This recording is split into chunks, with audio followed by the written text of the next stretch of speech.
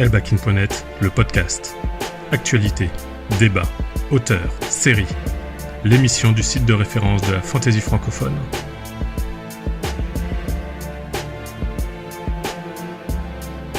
Bonsoir, âmes égarées, et bienvenue dans un nouvel épisode du podcast d'Elbakin.net.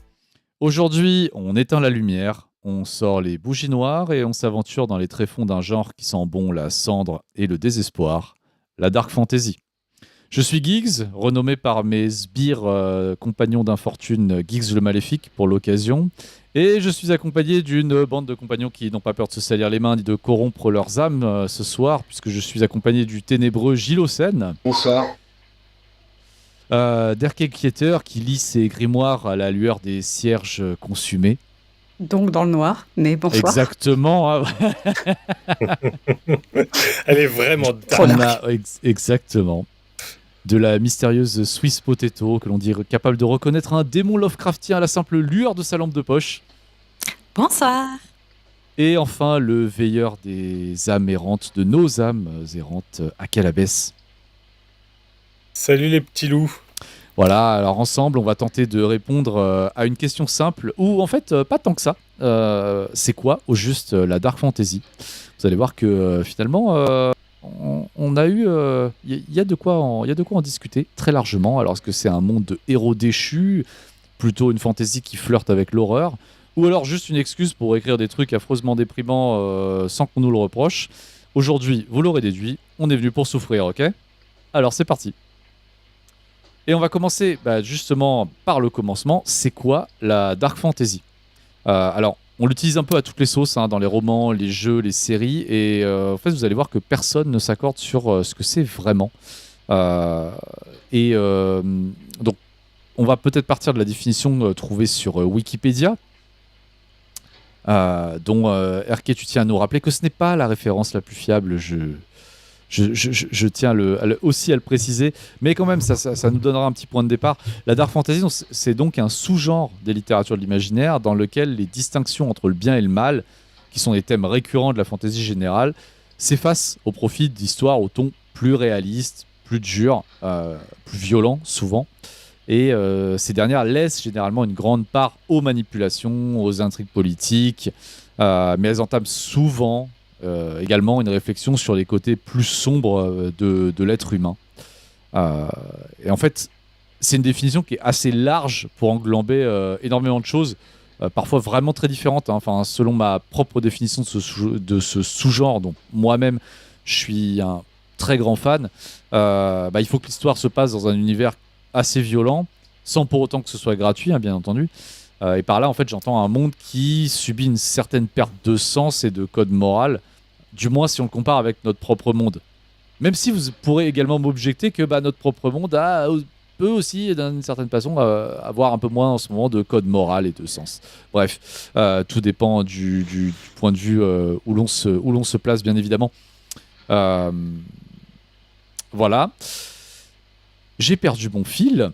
Voilà, mais là où je voulais en venir, en fait, c'est que dans ce contexte, les héros de Dark Fantasy, ça peut pas vraiment être des Belgarions en puissance. Pour rappel, Belgarion, c'est le héros tout gentil, tout parfait de la Belgariade de David Eddings. Donc, référence de la high fantasy. Non, eux, en général, les héros de Dark Fantasy, ça va plutôt être des héros un peu cabossés par la vie, pour pas dire autre chose. Souvent des anti-héros, voire pire. Ou en tout cas des personnages dont on va en général questionner les choix moraux. Et donc là-dedans, on va effectivement avoir Elric de la saga Elric de la saga The Witcher. Ça commence bien. C'est deux loups blancs. Exactement. On peut peut-être en profiter pour rappeler que David Eddings est une énorme merde. Ça ne fait pas de mal. Je savais que vous alliez rebondir dessus. Non. Qui a été condamné pour maltraitance sur son fils. Fils adoptif. Et apparemment, c'est du bon level. Pour le coup, lui, il a peut-être pas écrit de la Dark Fantasy, mais il en a fait dans la vraie vie. Dans la vraie... Exactement. Il me semble en plus tous les romans signés David Eddings en général ont aussi été énormément écrits avec sa femme, qui a souvent été très peu, voire trop peu créditée. Voilà. Oui, enfin, a priori, elle a été maltraitante oui, aussi. Elle a été condamnée aussi. Ils étaient tous les deux cités. Voilà. Dites-nous si vous voulez partager le crédit. Ouais, dites-nous si vous voulez la prochaine fois avoir un podcast sur le procès de David Eddings.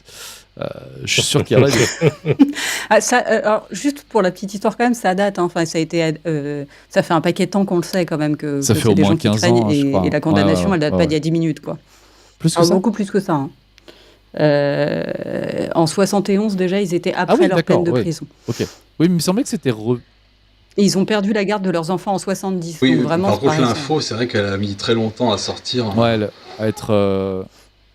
En tout cas, arriver jusqu'à nous, ça c'est possible. Ouais. Bon. Refermons cette grosse parenthèse du coup sur Eddings pour parler de. Moi, je voulais revenir du coup sur Elric de Michael Moorcock. Voilà, j'ai le bon auteur. Donc ça va être des récits vraiment de dark fantasy pour le coup. Je pense que vous ne me contredirez pas là-dessus. On va trouver également. Eh ben, honnêtement, ça y est. Aka. Ben, si on en reprend stricto sensu la définition que tu as donnée avant de Wikipédia, donc on dit que les distinctions entre le bien et le mal s'effacent au profit d'histoires au ton plus réaliste et dur, parfois violent. Ouais.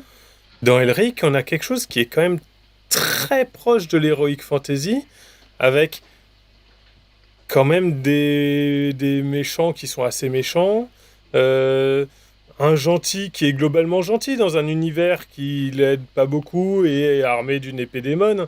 Qui boit les âmes quand même. Quand même, c'est pas, pour moi, c'est pas de la dark fantasy dans le sens où il n'y a pas de frontières louches, de personnages ambigus. Ouais.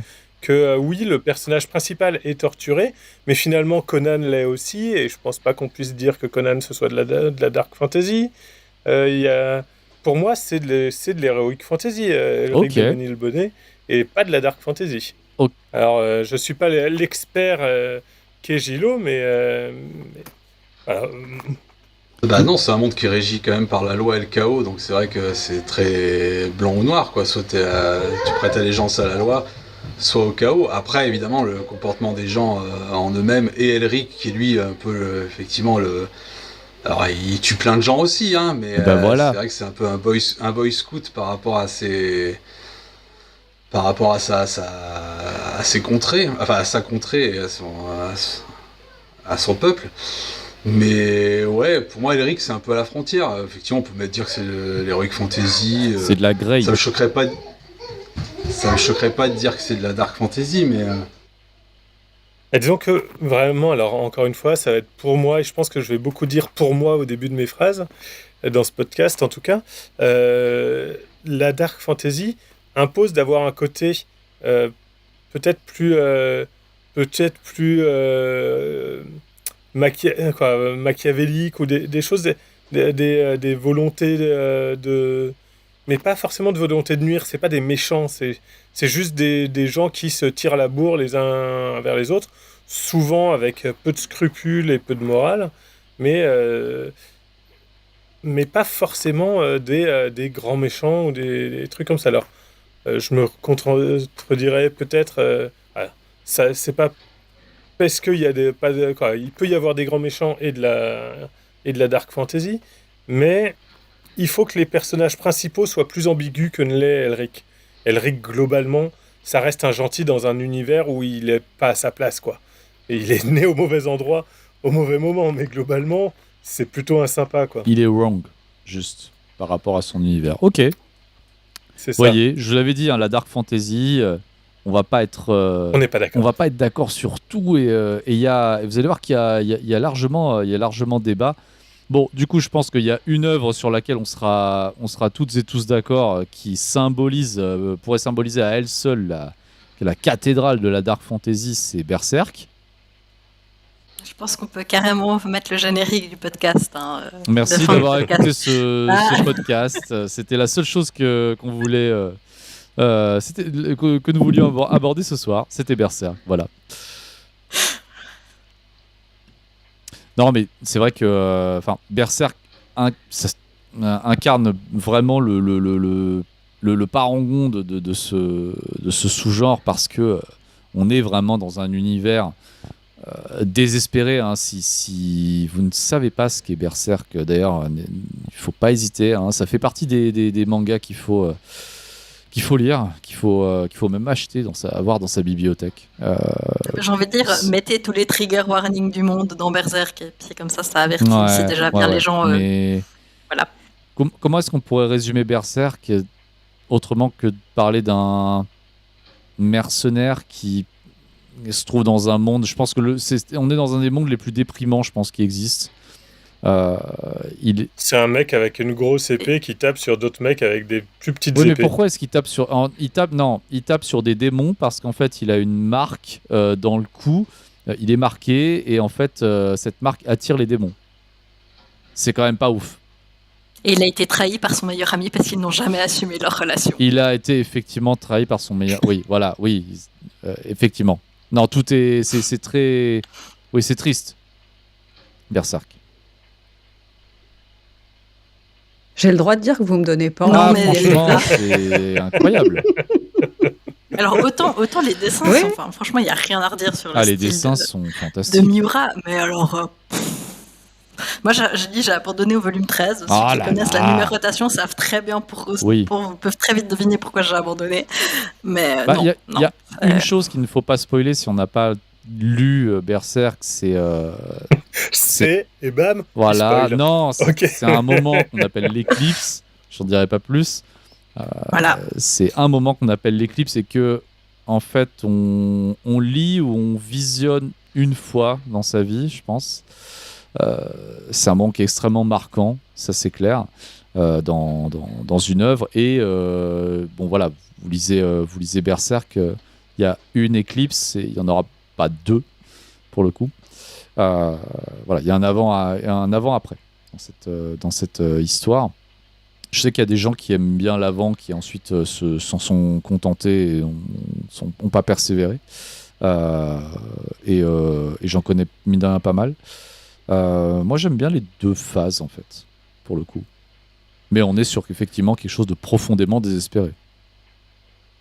Après ce moment, le manga devient presque encore plus fantasy.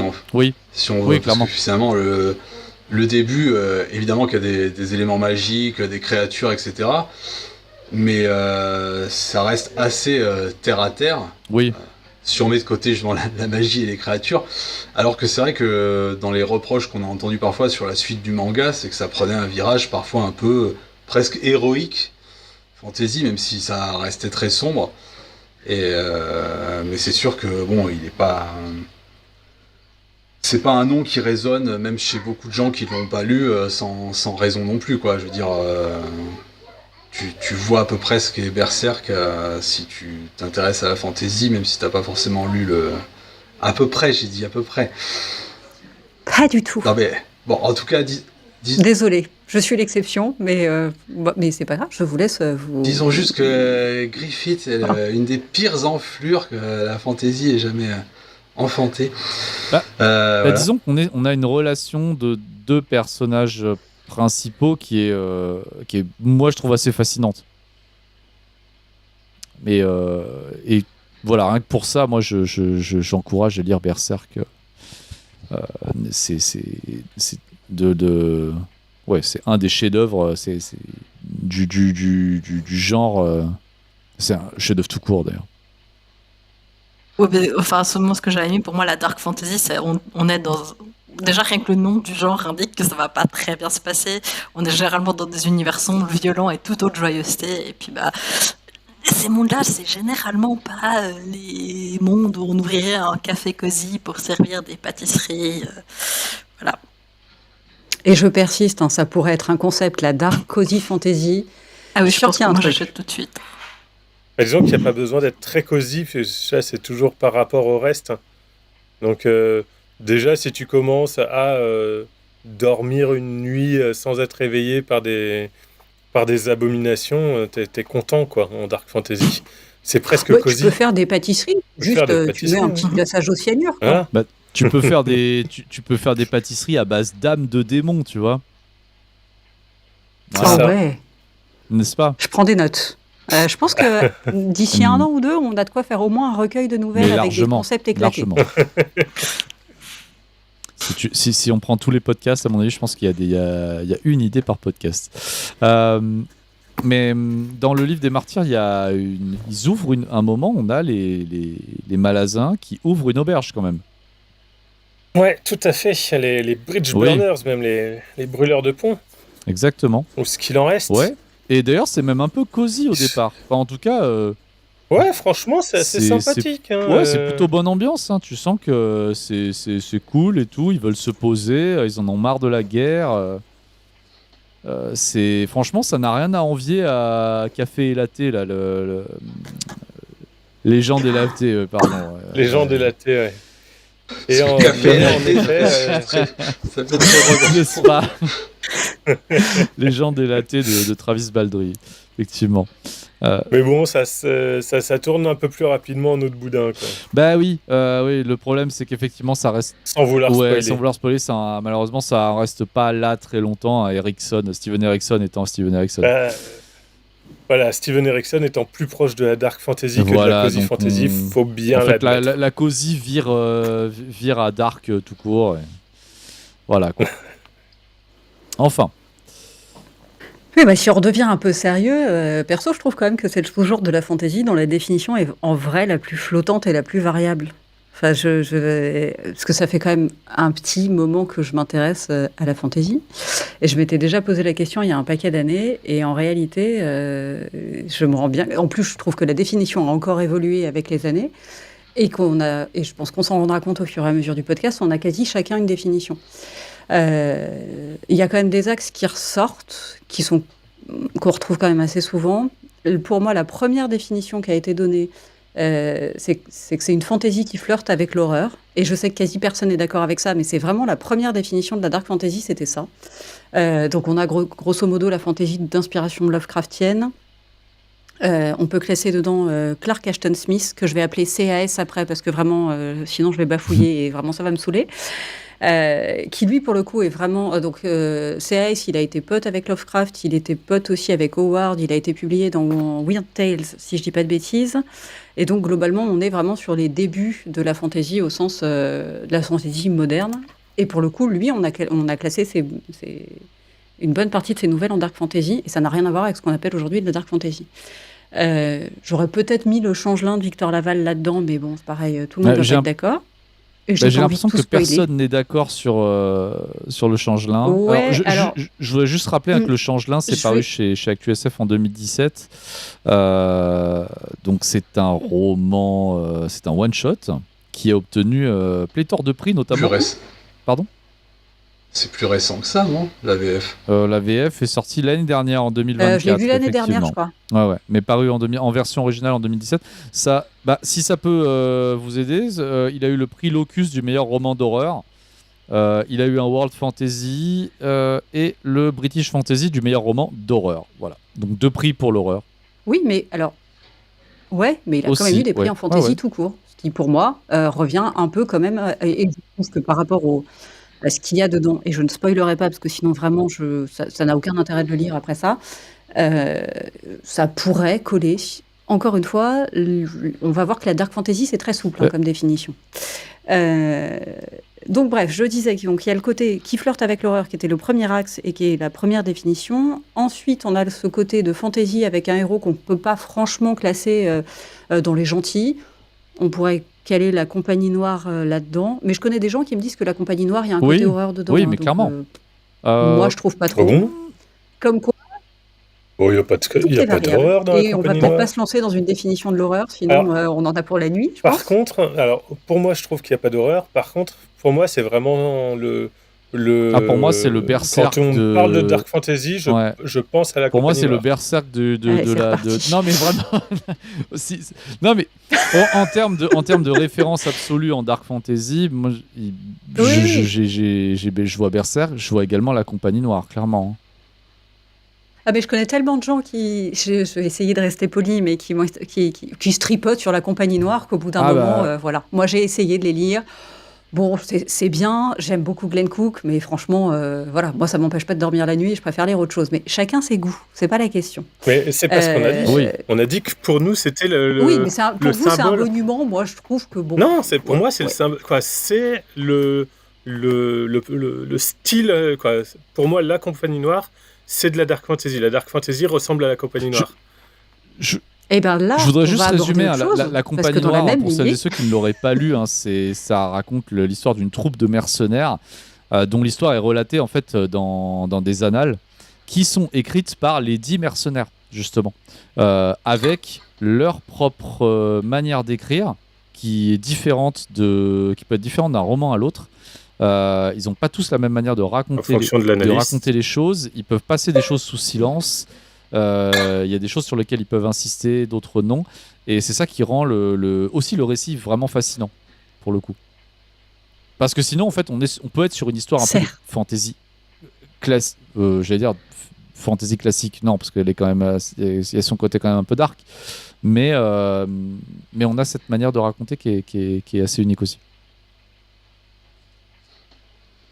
et donc, Voilà, pardon. je disais, de la fantaisie avec des héros qu'on peut pas franchement classer dans les gentils, voire qui sont carrément des méchants. Et là, pour le coup, moi, j'ai mon monument à moi de la dark fantasy, c'est Kane de Karl Edward Wagner, qui est plus ancien, qui littéralement est, si on se base sur les canons, c'est aussi de l'heroic fantasy, au sens sword and sorcery. Mais Kane, c'est vraiment pas un type sympa. C'est un peu Dark Conan. Et j'y reviendrai un peu après parce que j'ai pas envie de m'étendre trop dessus parce que je vais être chiante et que je vais sortir les violons. Donc je vais attendre un petit peu. Je vous en garde sous le coude. On a fait Berserk, on va attendre un peu pour Kane. Et la troisième définition que j'aurais, moi, c'est le côté fantasy avec la dose max de souffrance et de trucs vraiment trop sombres. Où en gros, il faut que ça se fouette et que ça souffre et que ça saigne et que surtout, en lisant, tu souffres Non, mais aussi. alors là, pour le coup, je vais pas être d'accord. Ça, c'est... Ouais, Yaka. Moi non plus, mais vas-y. Parce Non, vas-y. que dans ces cas-là, s'il faut souffrir, tu mets tous les romans un peu sadomaso. Ah oui, j'adore la souffrance. C'est pas ce genre de passé de souffrance là. Je sais pas. Mais, enfin, si pour moi, en fait, c'est pas parce que dans ces cas, tu peux mettre Alchemized, Alchemist, je sais pas comment. Oui, je Dedans. mettrais ça dedans, ouais. Moi, les échos que j'en ai, et je vais laisser la parole à Gilo qui essaye désespérément de pardon. récupérer. Vas-y, Gilo. On le laisse Vas-y, pas Gilo. parler. Ah, moi, c'était pour du coup cette troisième branche, on va dire. Ça m'a rappelé un roman que j'avais détesté et que j'avais chroniqué. Alors, je sais plus de quand date la chronique. Parce qu'avec la nouvelle version du site, on n'a plus la date, mais c'était il y a longtemps, ça fait au moins 15 ans. Et je pense que c'est le seul roman qui avait fait intervenir Alain Névan sur le forum. Donc c'est Monument de Oh, putain, oui. Yann Graham. Oui. Et c'était, moi j'avais trouvé ça affreux, je veux dire, par bien des côtés, mais donc c'était vraiment misérabiliste, le héros qui était énormément méchant, il lui était arrivé toutes les pires saloperies de la Terre, le monde était ultra sombre, et en fait c'était vraiment, je sais pas, c'était un dégueulis non-stop de trucs glauques. T'avais vraiment l'impression que l'auteur avait voulu faire le pire truc possible. Et puis c'était nul, quoi. Enfin, voilà, c'est tout simplement. D'ailleurs, je crois qu'il a. Je me rappelle pas qu'il y a d'autres romans, en tout cas pas traduits de sa plume. Moi, j'avais vraiment détesté et je trouve que ça colle vraiment avec ce qu'on vient de dire, c'est-à-dire une dose max de souffrance et de trucs qui se veulent vraiment super sombres. Non, vraiment, ce roman, j'avais trouvé ça affreux. Ça me dit rien du tout, tu vois.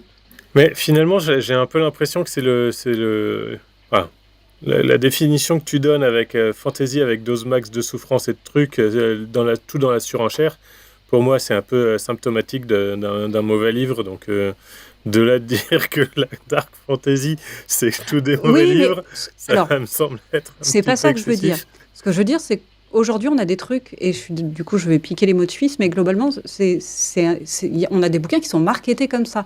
Aujourd'hui, quand on te dit c'est de la dark fantasy, tu as quand même une partie de la littérature étiquetée dark fantasy où c'est ça. J'ai l'impression quand on cherche plus à te vendre ce genre de truc que la compagnie noire en dark fantasy. Alors que je suis tout à fait d'accord. Ça me paraît plus coller la compagnie noire dans la catégorie que ce genre de truc que je trouve juste outrancier d'une certaine façon. Ah oui, Monument, là, j'ai la chronique sous les yeux, c'est vraiment... Mais ça me rappelle comment c'est comme rien. Je sais pas si on regardera, mais j'avais lu God Blind il y a quelques années, c'était sorti chez Brage, et genre c'était un truc, mais vraiment glauque, enfin gore, glauque, ouais, voilà. Tu vois, déjà t'avais les dieux assoiffés de sang.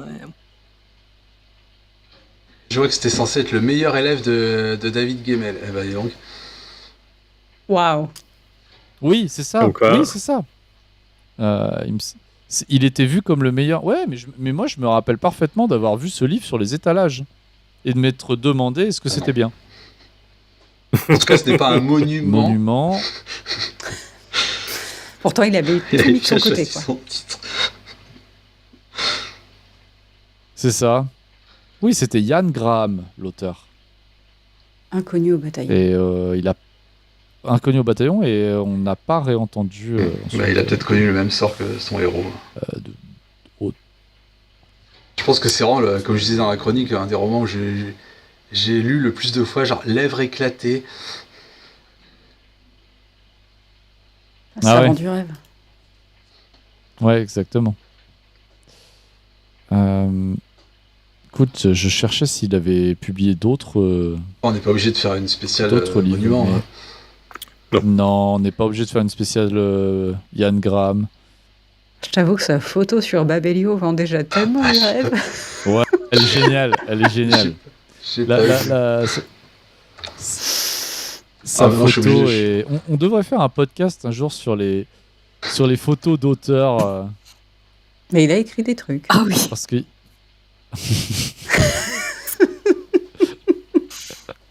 n'est-ce pas?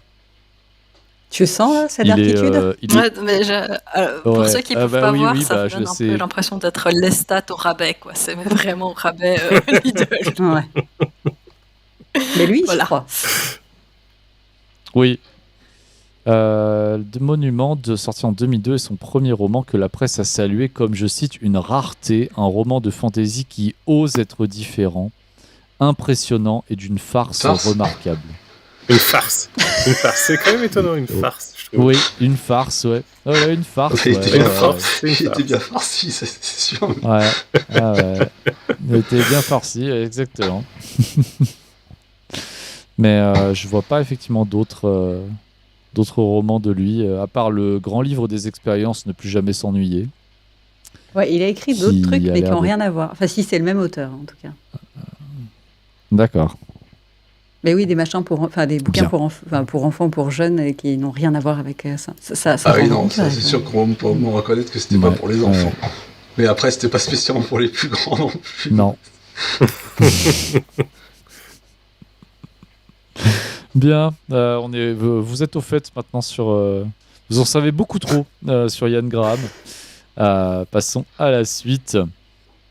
Donc oui, moi, c'est ce que j'avais envie de dire, c'est que pour moi, la dark fantasy, c'est pas forcément lié à la violence des personnages eux-mêmes, mais un peu plus à l'univers, à la violence de l'univers, et du fait qu'il y a des notions de bien et de mal qui sont un peu plus floues que dans ce qu'on pourrait appeler de la high fantasy ou ce genre de choses, et que les personnages principaux sont souvent à la frontière.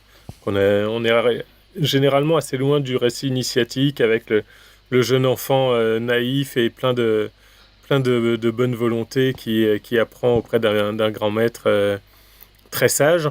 Non, là, c'est plutôt des personnages qui ont déjà vécu, qui ont un passé plus ou moins sale et qui évoluent un peu à la limite de la morale dans un univers qui le leur rend bien. Ouais, moi je suis d'accord. Enfin, plutôt d'accord avec. Après, je me demande si Avec cette ça définition, elle s'est pas construite aussi avec dans un moment de la fantaisie qui est plus tout à fait le même aujourd'hui. Parce que ce côté manichéisme qu'on ressort quand même un peu à toutes les sauces, et moi y compris, je trouve que c'est quand même quelque chose qu'on retrouve quand même moins aujourd'hui, genre vraiment beaucoup moins. Et que même ça, en vrai, trouver des œuvres vraiment manichéennes, faut quand même s'accrocher. Moi, j'en ai pas tant que ça en tête. Après, je suis d'accord qu'il y a des héros qui ont l'air très monolithiques. C'est des gentils garçons, et t'as envie de leur choper les joues et de les triturer, là, comme si t'étais une grand-mère. Mais globalement, je m'arrive trouve pas que le souvent, manichéisme... Non, mais voilà, je trouve que le manichéisme, on en est quand même plus trop là-dedans non plus. Ou est-ce que c'est que ton curseur du manichéisme a Pas bougé, sûr. que ce soit du côté. Je suis pas sûre. Non. Après, reste que moi, j'ai vraiment l'impression que sur la définition de la dark fantasy, c'est un peu comme si chacun y allait de sa vision de la notion de sombre, justement. Alors qu'en vrai, tout le monde sait que être sombre, pour de vrai, c'est aller traîner dans les cimetières simplement pour le plaisir de la balade. C'est ça, être dark. C'est donc ça. N'est-ce pas? Apophis Oui. donne aussi une définition de la dark fantasy qui reprend un peu tous les éléments que j'ai cités, pour le coup. Parce que je reprends ce qu'il dit sur son site. La dark fantasy se caractérise en gros par des héros ambigus, immoraux ou amoureux. Donc là, on retrouve les éléments que Aka mettait en avant. Et on ajoute par-dessus ça du pessimisme, du cynisme, un côté oppressant, lugubre et violent. Et qu'on retrouve assez souvent des éléments typiques du genre fantasy et aussi des éléments caractéristiques de l'horreur. Et je pense que... Tu vois, excuse-moi, Oui. Vas-y. Excuse-moi de te couper, mais là, cette définition-là, la compagnie noire, ça rentre parfaitement là-dedans. Et même, et je pense qu'Aka sera d'accord, les premiers tomes du Trône de Fer, ça rentre également dedans. Ouais, tout à fait. Pour moi, le Trône de Fer, c'est plutôt de la dark fantasy. Je me demande si c'était pas même vendu plus ou moins comme ça avant un Seigneur des Anneaux Avant la série. façon série dark fantasy. apparaisse. Ouais. Mais moi, quand je regardais les Trônes de Fer dans les rayonnages, pour moi, c'était dark. C'était quelque chose, je me disais, waouh, ça doit être un... Ah oui. Le Trône de Fer, pour moi, c'était... Ouais, c'est un univers, mais même dans le titre, violent, enfin, avec des personnages qui sont froid, violent. pas tout rose,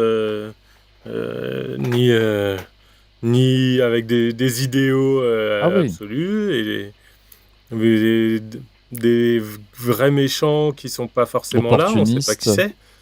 Alors petit à petit, les marcheurs blancs prennent de l'ampleur, et du coup ça s'éloigne de la dark fantasy, je trouve, pour être de plus en plus de la fantasy épique plus classique. Mais à la base, Oui.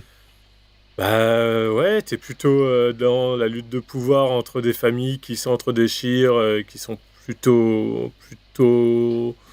Il n'y a pas beaucoup de vraiment gentils. Alors les Stark ont l'air Puis plus cons que les autres. puis- Mais globalement, ils sont pas tout blancs non plus, quoi. Ned Stark, il est un peu obtus aussi dans son genre. Hein. Donc, J'ai cru que tu voulais dire que Ouais, non, c'est sûr, mais... il manquait un morceau. aussi, mais ne spoilons pas. Non, mais Allons. Non, mais il faut quand même se rappeler de l'introduction du Trône de Fer, c'est quand même... ça se passe au-delà du mur. Donc, on a quand même une scène dans la nuit, dans le froid, dans la neige. Ça, c'est dark. Avec avec une entité, avec un sentiment d'oppression, quelque chose qui ensuite effectivement va une ambiance qui dure le temps de ce prologue, et qui après on change totalement d'ambiance puisqu'on se retrouve tout de suite à Winterfell. Il neige mais un peu moins. Et oui, en fait, on a quand même ces éléments-là d'horreur. On a même au début du tome, je pense que c'est le deuxième tome en VO avec Mélisandre. On a quand même quelque chose qui tourne autour de l'horreur. Enfin, je pense notamment à une scène qui effectivement est pour moi est un peu le malaise et qui est vraiment, enfin qui pour moi fait partie un peu encore du domaine de l'horreur et ou de la dark Oui, fantasy. Gilo. Ouais, par contre, juste sur le côté intrigue politique ou personnages qui sont pas tout blancs, pas tout noirs, pour moi, enfin, je comprends pourquoi on peut rapprocher ça de la dark fantasy, mais ça peut pas être un critère en particulier, parce qu'à ce moment-là, je veux dire, t'as tellement de romans qui rentreraient dans cette catégorie-là, je sais pas, même les quais. Enfin, je veux dire, tu parles des intrigues politiques, des destins d'empire, des personnages qui sont justement à facettes, et j'irais pas dire que, je sais pas, que les Lions d'Al-Rassan c'est de la dark fantasy, quoi. Non, ensuite, pour le coup, ils sont plutôt flamboyants, les personnages, ils sont pas très dark. Non. Mais pour moi, c'est vraiment une question d'univers, l'ambiance globale de l'univers, qui est globalement plutôt portée sur la violence, sur un certain côté un peu désespéré.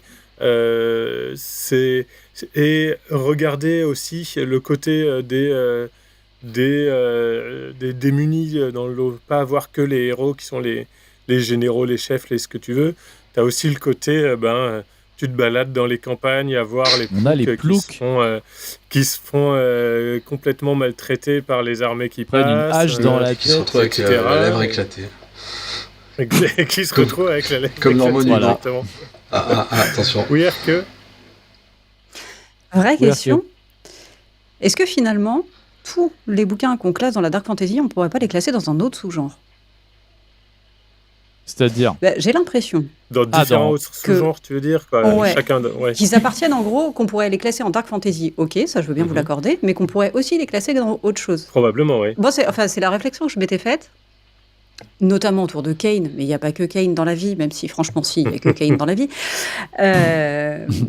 C'est que quelque part, et d'autant plus avec le flottement qu'il y a, qui est d'autant plus marqué aujourd'hui, que finalement, c'est pas franchement un sous-genre à part entière, dans le sens où on n'a pas de motif narratif récurrent, on n'a pas d'enjeu spécifique à la dark fantasy, et que c'est un peu un terme fourre-tout. Je suis d'accord sur l'ambiance et compagnie, et ça, je vois ce que vous voulez dire. Après, moi, je suis pas hyper cliente de ça, malgré mon côté très dark, désolé. Je trouve que le monde est déjà assez nul à chier comme ça pour pas avoir envie de lire des trucs comme ça. Mais j'ai l'impression, oui, qu'en général, on pourrait les classer dans autre chose et que finalement, c'est pas forcément. Et je vais peut-être me faire descendre par plein de gens en forum, mais j'ai l'impression que c'est moins un sous-genre qu'une catégorie pratique pour ranger un certain nombre de lectures. Et j'ai pas de souci avec ça, hein. Je trouve que les catégories, c'est pratique pour tout un tas de trucs, et ça pourrait même faire, pour le coup, l'objet d'un podcast entier, je pense, l'intérêt des sous-genres et des diverses sous-catégories. Mais voilà, j'ai l'impression que c'est plus une catégorie pour ranger tout ce qui est sombre, plutôt que vraiment un sous-genre au sens strict du terme. Voilà. Alors, est-ce que c'est pas finalement difficile de classer j'entends ce que tu dis, mais est-ce que c'est pas finalement difficile de... Là, vous voyez bien qu'on a du mal nous-mêmes à définir la dark fantasy, parce qu'au final, il n'y a pas eu un peu un espèce de père fondateur dans les années 50 Clark ou 60 qui est arrivé et qui a écrit Il y a eu un père fondateur. Du coup, ça, tout le monde s'en tape. La définition a dérivé depuis. Non, mais il n'a pas eu... Oui, la définition a dérivé. Après, moi, j'en ai lu un peu, et j'avoue que je m'en souviens pas bien, parce que c'était il y a longtemps, et j'ai l'intégrale juste derrière moi, mais vous le voyez pas, et qu'il faut vraiment que je le lise. Mais je l'ai acheté pour la culture, et bon, voilà. Mais a priori, si, on retrouve un peu tout ça, en fait, dedans. Encore une fois, je pense que l'aura de CAS aux États-Unis et celle qu'il a chez nous est un peu différente aussi.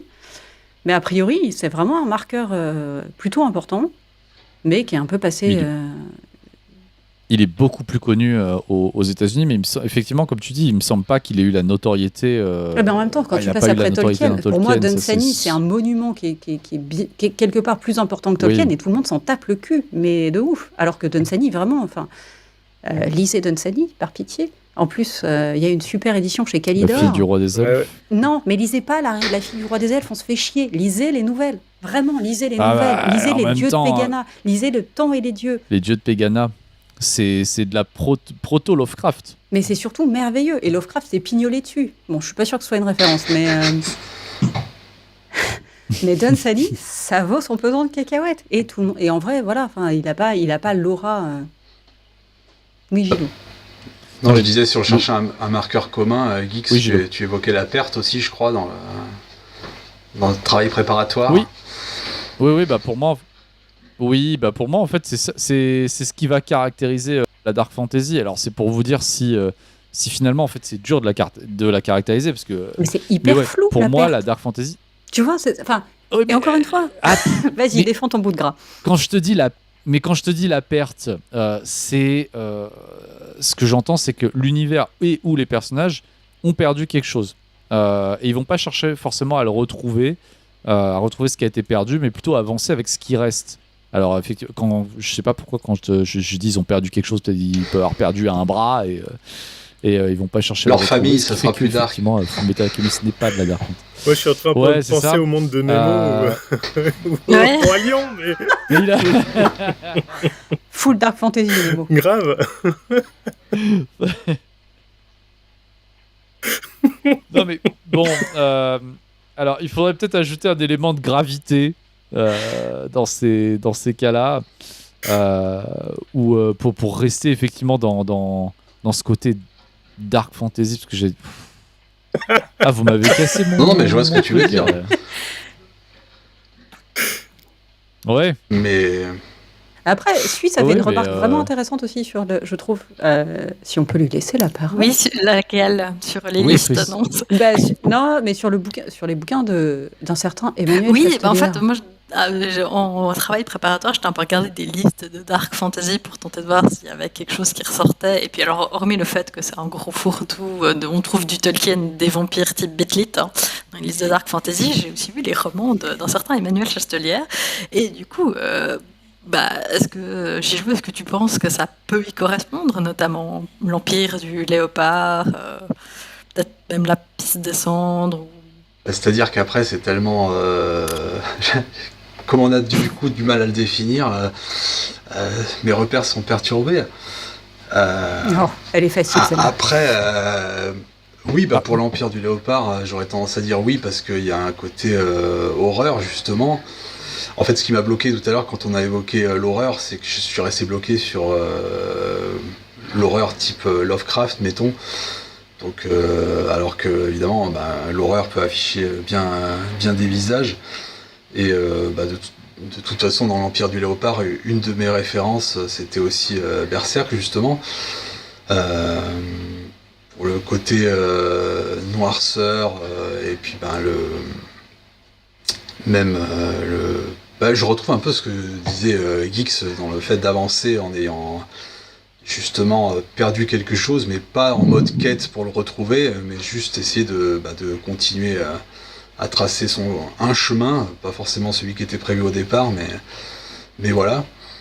Après, ça rentrerait plus en tant que catégorie, du coup. Mais c'est vrai que effectivement, la dark fantasy en tant que telle, ça... Plus on avance dans cette émission, et plus ça me paraît difficile à définir précisément, quoi. Mais je dirais que la piste, comme la piste des cendres s'éloigne de est moins marquée fantasy, j'aurais moins tendance à le classer dedans. C'est vrai que peut-être ce qu'on retrouve dans pas mal d'ouvrages de dark fantasy, c'est qu'il y a quand même beaucoup d'éléments fantasy, mais finalement, comme j'ai envie de dire fantasy en mode magie, panthéon, etc. Mais dans ce cas-là, ça colle aussi avec la fantasy épique ou la sword and sorcery, et effectivement, ça peut pas être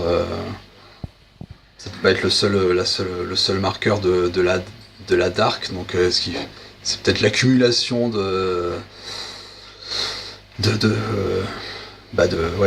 d'éléments qui finit par qui finirait par la singulariser, mais ouais, c'est pas évident finalement. Et du coup, c'est plus une catégorie qu'un sous-genre. Oui, voilà, ouais. Finalement, je me range à cet avis. Je vais être un petit peu un petit peu le béotien de la bande, là, mais c'est quoi la différence entre une catégorie et un sous-genre ? Le sous-genre va avoir un côté plus strict. C'est ce que je disais tout à l'heure par rapport à tu auras des motifs narratifs récurrents, je sais plus ce que j'ai mis parce que t'as un côté. Enfin, en tout cas, le sous-genre est vraiment très très très balisé. Et en vrai, je pense qu'il y a une grosse partie de ce qu'on considère comme des sous-genres en fantasy qui ne passe pas le test de est-ce que c'est vraiment un sous-genre. Pour le coup, je pense que la dark fantasy c'est un cas assez un cas d'école presque, dans le sens où effectivement, sans aller chercher très loin, motif narratif bof, et les enjeux spécifiques bof aussi en fait. On est sur une affaire plutôt d'ambiance, et quelque part pour moi de coloration. Je sais pas si ça vous parle. Enfin, la dark fantasy, c'est de la fantasy que t'as repeint en noir, quoi. Ouais, pour moi, c'est vraiment ça. C'est qu'en fait, c'est une question d'ambiance. C'est l'univers. Et ça enlève pas les. Pour moi, ça enlève pas les qualités potentielles des textes. Hein. Enfin, pour moi, il n'y a pas un enjeu de dingue à dire waouh, c'est un sous-genre ou ça n'en est pas un. En fait, on s'en fout un peu. De mon point de vue, on s'en fout un peu. Si c'est une catégorie que ça permet à des gens de s'y retrouver dedans, c'est très bien. S'il y a des gens si c'est plus pratique d'avoir une étiquette dessus et de se dire moi, ce que j'aime, c'est ce genre de truc, il n'y a pas de souci. Mais voilà, je trouve que c'est plus une question effectivement de coloration globale. Alors que la fantasy épique, tu sais que le sort du monde, il est en jeu, ou le sort de... c'est soit le monde, soit ton pays, ton continent, ce que tu veux, mais voilà, il y a un enjeu qui est quand même majeur, que la dark fantasy, c'est quand même très flottant. Quoi. Ouais, bah, ça va dépendre. Oui, mais justement, tu le dis dans ton début de phrase, ça va dépendre. Point. Ouais. Donc, tu le retrouveras pas. Et encore une fois, c'est pas grave. Enfin, je veux dire, ça enlève pas encore une fois, ça ne retire pas non, de mais on cherchait effectivement à savoir s'il y avait effectivement des marqueurs très prégnants dans la dark fantasy, et en fait, la réponse vers laquelle on a l'air de s'acheminer tous ensemble, c'est il y en a pas. Ah si, c'est l'ambiance, ça dépend. C'est un ton, c'est une ambiance. C'est un tout. Y a pas de... Et c'est important aussi. C'est important aussi. Parce que vous êtes en train de dire que finalement la dark fantasy c'est juste de la fantasy épique. Non, pas forcément. Justement, pas forcément. Pas forcément épique. C'est juste de la fantasy dans toutes les catégories. Repeinte en noir. Mais Kane, c'est de l'heroic fantasy. C'est de la dark heroic fantasy. Ouais. Mais alors, si je voulais troller, et je le ferais une fois dans ma vie, est-ce que la dark romantasy, c'est de la dark fantasy ? On ne répondra pas à cette question. Non, mais voilà, ce que je veux dire, c'est juste que pour moi, ça se classe dans différents... C'est ce que je disais tout à l'heure par rapport à ma question en vous demandant est-ce qu'on ne pourrait pas à chaque fois les classer dans un autre sous-genre ? Et que finalement, pour moi, il y en a plein qui relèvent de sous-genres différents, mais qu'on peut fédérer sous la bannière de la dark fantasy. Ouais, ce qui, pour moi, c'est vrai, sortir le fait que ce n'est pas un sous-genre, mais juste une catégorie. Et encore une fois, moi, je n'ai pas d'enjeu dessus. Alors, attends. Dans quoi tu classerais Erikson, du coup ? Le livre Maladien des Glorieux Défunts. Dans le burn-out à répétition et un moment de ma vie que j'ai envie d'oublier. Alors, c'est quoi ça comme catégorie littéraire là, que je ne suis pas. Ouais, donc là, on est sur de la dark reality, tu vois. Mais pour le coup, pour moi, c'est de la dark high fantasy. Du coup, c'est de la dark high fantasy, ouais, c'est de la fantasy épique. Quelque part, c'est épique aussi, parce que t'as un enjeu qui est quand même costaud dedans. Ouais. De toute façon, tu peux pas retirer le terme épique à Erikson, c'est pas possible. Ah non, mais moi, j'ai vécu des moments épiquement chiants dessus, et épiquement douloureux. Ouais, la traversée du désert, je sais plus quoi, moi je l'ai vécu en vrai. La traversée du désert du top 10, c'est effectivement le désert de glace, c'est effectivement très douloureux. Ouais. Oui, j'ai eu beaucoup de moments très douloureux avec les Malaisiens. Oui, c'était très pénible. Mais au moins, on avait l'impression de ressentir ce que vivaient, tu vois, les... Quand tu lis 3 fois de suite en vraiment très peu de temps, je t'assure que tu la sens. C'est ton livre des martyrs. Ouais, c'est ça. C'est ton livre des martyrs, tu vois. T'es référencé dedans. Tu vois, et toi qui n'as jamais mon nom dans un seul de ces foutus tomes. Et j'en ai versé des litres de sueur. Mais bon, voilà, bref, on va pas trop s'étendre sur ma souffrance perso là-dessus. C'est pas le but. Mais oui, pour moi, ça rentre dans une autre catégorie. Enfin, ça peut se classer dans d'autres sous-genres, quoi.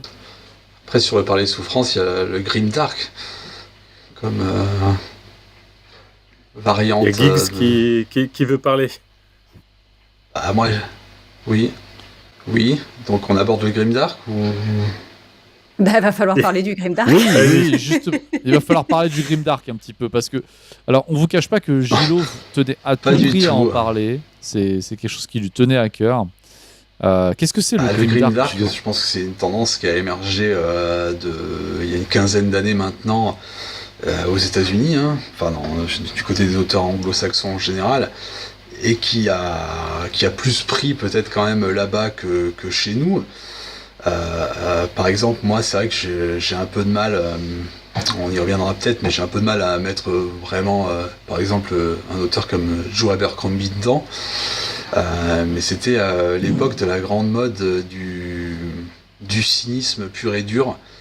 Donc on a dit qu'un des marqueurs, si on peut en trouver, de la dark fantasy, c'était l'ambiance, et notamment ce côté très sombre, et pas uniquement des cieux d'orage. Mais par exemple, attention, je vais être un peu désolé, hein, je vais être pour le coup très cynique, mais tu parlais tout à l'heure en disant que en dark fantasy, on aura rarement... Non, c'est peut-être... Je sais plus si c'est Geeks ou Aka qui disait qu'on aura rarement un jeune apprenti ou un jeune orphelin tout guilleret qui sera au centre de l'aventure, enfin qui sera pris par exemple sous l'aile d'un mentor, etc.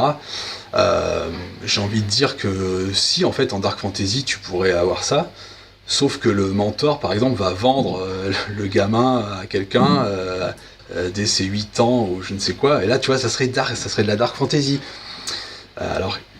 Ou alors il fait comme David Eddings. Voilà, par exemple. Et si c'est Grimdark, bah, je sais pas, en plus de le vendre, le mec va être pédophile. Voilà. Non mais j'avais prévenu, hein. Comme Marianne Zimmer Bradley. J'avais prévenu que j'allais être cynique. Ok, d'accord. Mais c'est pour le degré de... Voilà. Oui. Et oui, voilà. Ok. Moi, je pensais que tu allais dire, genre, en plus de le vendre, il se permet de remarques. Ça serait Abercrombie, la blague, tu vois. Mais le vrai Grimdark, hein, qui veut vraiment montrer que ah là là, le monde est vraiment affreux, en plus, le mentor serait pédophile. Ah, j'ai l'air de plaisanter, mais bon, on n'en est pas loin, parce que un des premiers titres qui s'est fait remarquer et qui avait été publié chez nous par Brajlon, qui est beaucoup communiqué dessus, c'était quand même Le Prince écorché de Mark Lawrence, avec son anti-héros, alors je sais pas si on dit York ou Jorg, mais bon, ado qui est censé être une pourriture complète, alors qu'il a, je sais pas, 12 ans, 10 ans, je sais même plus, mais bon. Et voilà, et donc il y a une trilogie, il y a une seconde trilogie, mais bon, moi je suis pas très fan de Mark Lawrence, hein, je pense que... j'ai essayé pourtant, hein, mais... Voilà, Ça avait fait grand bruit à l'époque, hein, quand même. Oui, tout à fait. Et aux États-Unis, par exemple, il y a Grimdark Magazine, qui est un truc qui existe toujours, hein, mais donc il y a bien un public pour ça. Ça, c'est fou. Mais il y a quand même un magazine dessus. Il faudra le vérifier pour la news qui accompagnera ce podcast, mais je sais plus si c'est uniquement online ou s'il y a vraiment un magazine papier encore. Mais voilà, parce qu'il y a beaucoup de publications là aussi, même aux États-Unis, qui ont basculé dans qui ont oublié la version, enfin qui ont dû renoncer à une version papier, mais bon, c'est pas le sujet. Et mais en tout cas, c'est bien qu'il y ait toujours un public pour ça, hein, mais c'est vrai que j'ai souvent l'impression que, encore plus dans le Grimdark, mais c'est un défaut qu'on peut reprocher aussi à Dark Fantasy, qui se voudrait dark avec, mettons, 5 ou 6 A à dark, c'est de confondre noirceur et maturité des personnages. C'est pas parce que ton héros ou ton anti-héros sera une ordure capable des pires saloperies que ça en fait un personnage profond et encore moins mature. Et justement, noirceur des situations et profondeur de la réflexion globale, parce que si c'est pour dire que oh là là, le monde est sombre, les gens sont tous des merdes, alors et ceux qui s'en sortent encore plus, bon, j'ai pas forcément l'impression que ça aille creuser très loin, hein, au niveau de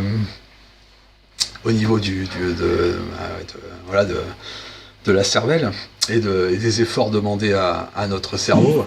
Et puis justement toujours pour en revenir à Mark Lawrence, hein, contre qui je n'ai rien personnellement, je précise, mais quand justement il quitte un peu ce registre-là, et que du Prince écorché, il passe par exemple au livre qui refusait de brûler, donc une nouvelle trilogie, dont ça c'est le premier tome qui est sorti l'an dernier.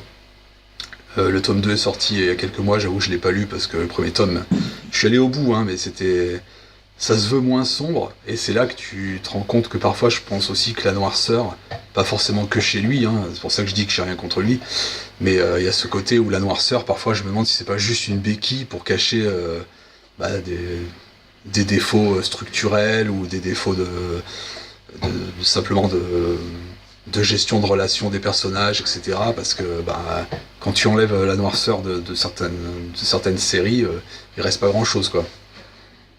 Voilà. Moins de lumière C'est pour exactement. cacher la misère. Ça me fait penser à Blood of Hercules, là, que je me suis infligé l'été dernier, où quelque part, il y a un peu de ça. Ah, Il y a un côté, enfin vraiment, les persos, faut que ce soit trop, ils sont trop méga dark de ouf, et tout est trop, trop, trop dark. Et franchement, quand j'ai lu qu'il y avait des gens qui trouvaient que les personnages étaient trop profonds, et si c'est ça la profondeur, vivement la vacuité, quoi. il faut quand même qu'on précise que Blood of Hercules, donc, qui est sorti en France chez nous, c'est un roman de romantasy à la base. Mais alors la romantasy, pour l'instant, il n'y en a pas dans le premier tome. Il n'y a pas d'enjeu romantique. Sauf si le viol, pour vous, c'est un enjeu romantique, mais pour moi, il n'y en a pas. On parle d'une fille qui est courtisée par des L'école des dieux, dieux. non, c'est bien ça. Il me semble que c'est Oui, à l'école qui est des dieux, oui, c'est ça. qui est dans un monde de dieux fascistes, quoi. Parce que c'est rien d'autre qu'une société fasciste. Alors si, en plus, ce qu'elle a fait à la mythologie grecque, c'est de la dark fantasy, très clairement, parce qu'il n'y a plus rien. Tu prends les noms, tu changes tout. Et du coup, c'est inspiré de la mythologie grecque. Ok. Mais voilà, je trouve on est quelque part dans cette espèce de surenchère de dark pour pas grand-chose, parce que finalement, je trouve pas que ça apporte grand-chose à l'histoire. Mais effectivement, c'est censé être de la romantasy, donc je réserve mon jugement au prochain tome que je ne lirai probablement pas. Mais je trouve, cela dit, qu'on en revient à ce que disait Gilot tout à fait justement, c'est qu'effectivement, j'ai l'impression qu'il y a une tendance à faire un raccourci un peu rapide entre noirceur et profondeur en général, comme si verser dans le sombre, ça rendait forcément le truc plus adulte, plus intelligent, plus creusé, plus profond, plus tout ce que tu veux, alors que c'est souvent effectivement un genre de cache-misère ou que... Oui. Ouais, non, mais je suis complètement d'accord avec toi. Mais je pense que ça a été aussi une des critiques d'il y a quelques années, justement, du grimdark. Je sais pas si on dit du grimdark ou de la grimdark. Du grimdark. Et je voudrais citer Wikipédia, cette partie-là m'a fait rire. Mais en fait, en 2016, on a un article paru dans Le Guardian qui parlait du grimdark, justement, qui dit pourquoi le grimdark, qui essaie d'expliquer pourquoi le grimdark dominait la fantasy. Et donc, le grimdark domine la fantasy, je cite, en raison d'un impératif commercial visant à attirer les adolescents masculins à l'aide de plus grosses épées, plus de combats, plus de sang, plus de combats encore, 2 haches, 2 combats, 3 fois combat quand même. Il oppose ce courant à celui d'une fantasy plus épique et plus nuancée émotionnellement, misant plus sur l'histoire que les combats. Paf, émergence de l'emotional grimdark. Je suis sûre, là on tient un nouveau genre. Non. Ouais, là on tient encore un Mais en fait, Mais en vrai, en écoutant Giggs donner la définition, j'ai l'impression qu'il donne la définition du shonen version roman en fait. Plus de combats, plus de grosses épées, plus de grosses haches. Je sais pas, ça me fait un peu penser à Bleach. Ça fait un peu mauvais. Ça fait un peu mauvais chapitre de Bleach, j'allais dire. Mais... Après, on peut rappeler que la surenchère mène rarement à des constructions très abouties. Que ce soit côté sombre ou côté guimauve, c'est pareil. Il suffit de voir la petite boutique de sortilège où on a mis les potards au max, mais complètement à l'inverse de la dark fantasy. Et c'est tout aussi creux. Voilà. Ça, c'était gratuit. Ah oui, après... Oui. Mais cela dit, je pense qu'il y a un côté de ça, c'est que, de ce côté surenchère et d'aller, si on veut aller trop loin que ce soit dans le sombre ou dans une autre direction, il faut quand même que ça se justifie, que ça ait un sens et qu'il y ait des choses derrière et qu'effectivement, je pense que il y a certainement un côté jouissif aussi à écrire des trucs trop dark. C'est peut-être très cathartique pour les auteurs. Est-ce que ça vaut la peine d'être publié derrière ? Je suis pas sûre. Et je ne parle pas de la Compagnie Noire. Bien. Alors ça va. Je pense qu'on a un peu fait le tour du Grimdark, pour le coup, qu'on va pouvoir passer à l'autre sujet. Ce sont les thèmes récurrents, les thèmes et les obsessions récurrentes de la Dark Fantasy. On a déjà un peu abordé précédemment dans cette émission. Mais Swiss, tu voulais... Peut-être dans beaucoup de... Non, ouais. Moi, un des thèmes récurrents que j'ai vu, mais quand je pense aux œuvres les plus connues, c'est le fait que les personnages féminins sont très souvent abusés sexuellement parce qu'il n'y a pas d'autre moyen de leur faire vivre des traumas. Pour moi, un des exemples, c'est la série, j'ai pas lu le livre du Trône de Fer, qui aurait pu se contenter que Sansa soit traumatisée par ce qu'elle a vécu à King's Landing, le fait que sa famille, elle a été... spoiler. Ça fait longtemps que la série est finie. Hein. Et que le massacre de sa famille aux noces pourpres sont devoir subir des viols ou cascades dans le volume 13 de Berserk qui pour moi ne servait à rien et qui était purement gratuit. Et souvent c'est quelque chose qu'on retrouve en dark fantasy et même je vais dire en fantasy c'est dans la littérature c'est une facilité scénaristique qui est usée et reusée jusqu'à la corde, en tout cas aussi en dark fantasy. Après c'est pas forcément en fait pour moi, il n'y a pas forcément d'exemple d'inspiration par rapport à ça, parce que tu vois, si tu prends la Compagnie Noire qui date de 84, tu as le personnage de la Dame dans la Compagnie Noire, qui est le grand méchant des premiers tomes. Donc elle, clairement, elle est dans l'abus, mais elle n'est jamais abusée, si je peux me permettre.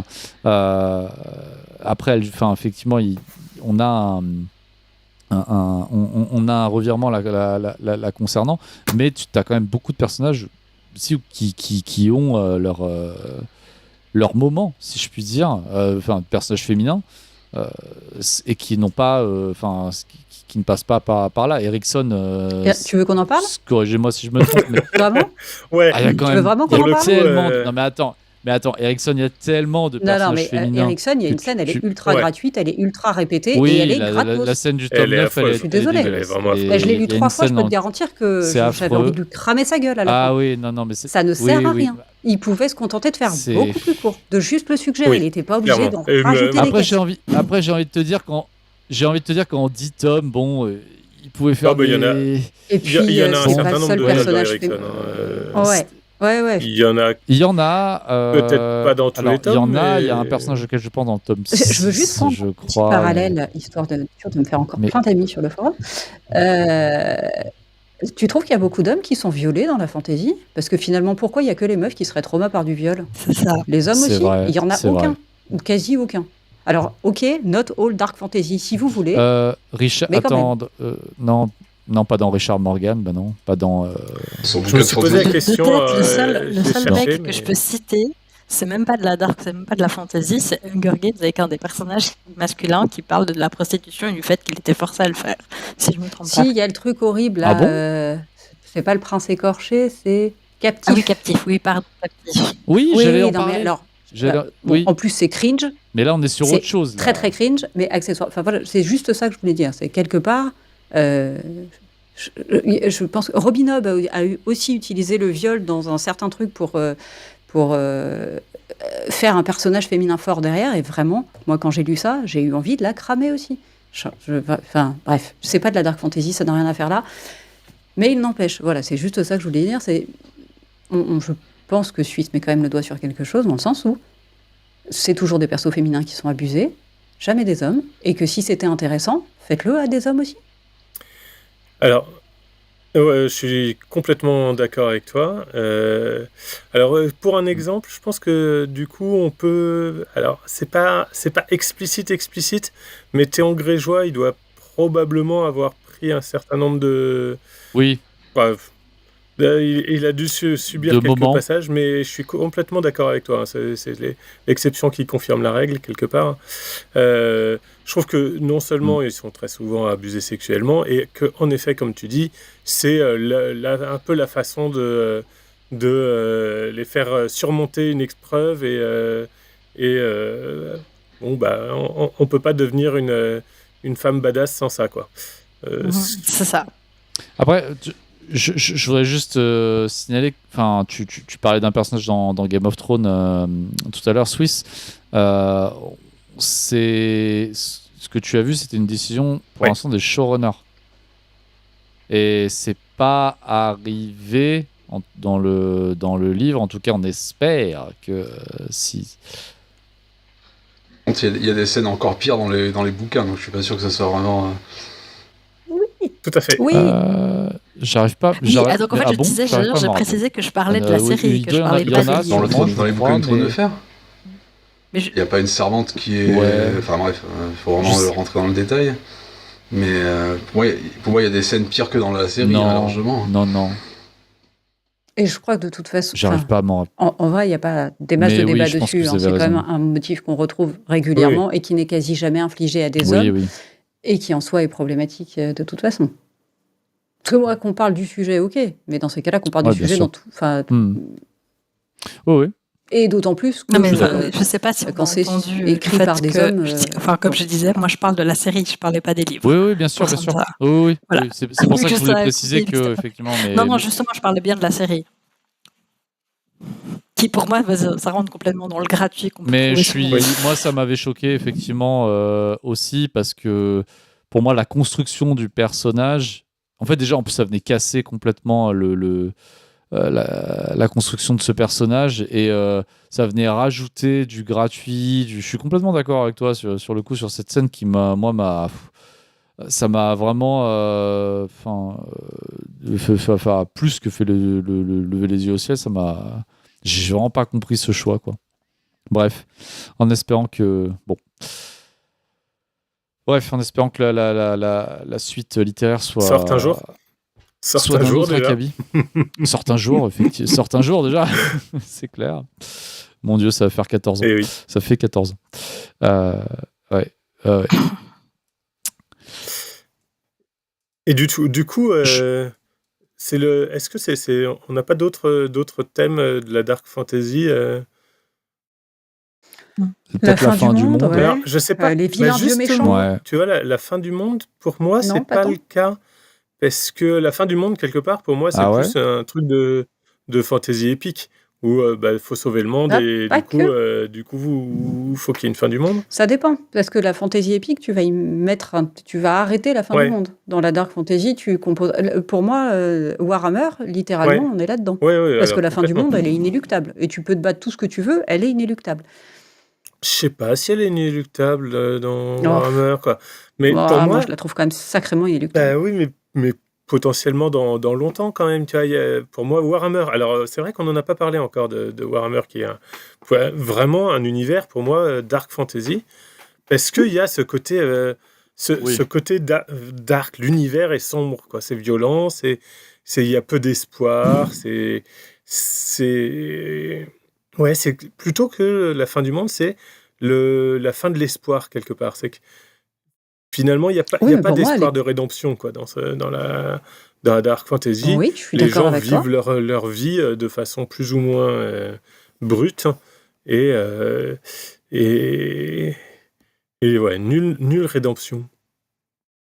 Mais pour moi, dans Warhammer, s'il y a ce côté sans espoir, il est très très lié au fait que les dieux du chaos déferlent sur le monde et qu'on ne peut rien faire. Ouais. En fait, c'est une manière de raconter la fin du monde. Oui, pour moi. Peut-être, ouais. Ou une manière de raconter en fait qu'est-ce qui se passe dans un monde désespéré où il y aurait déjà eu en fait une fin du monde.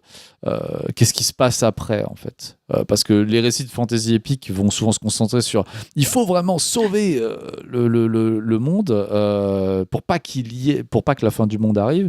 La dark fantasy, je pense que c'est plutôt genre soit c'est déjà arrivé donc les cocos on se calme. Ça sert plus à rien d'intervenir. Soit, en fait, c'est en train d'arriver. Bon, on va voir ce qu'on fait. T'essaies de nous faire croire que Mistborn, c'est de la dark fantasy, t'y arriveras pas. C'est super dark, il y a de la cendre qui tombe du ciel. L'homme vampire ultime de Sanderson. Mais effectivement, ce serait un peu abusé de ma part d'essayer de faire rentrer Sanderson dans de la dark fantasy pour le coup.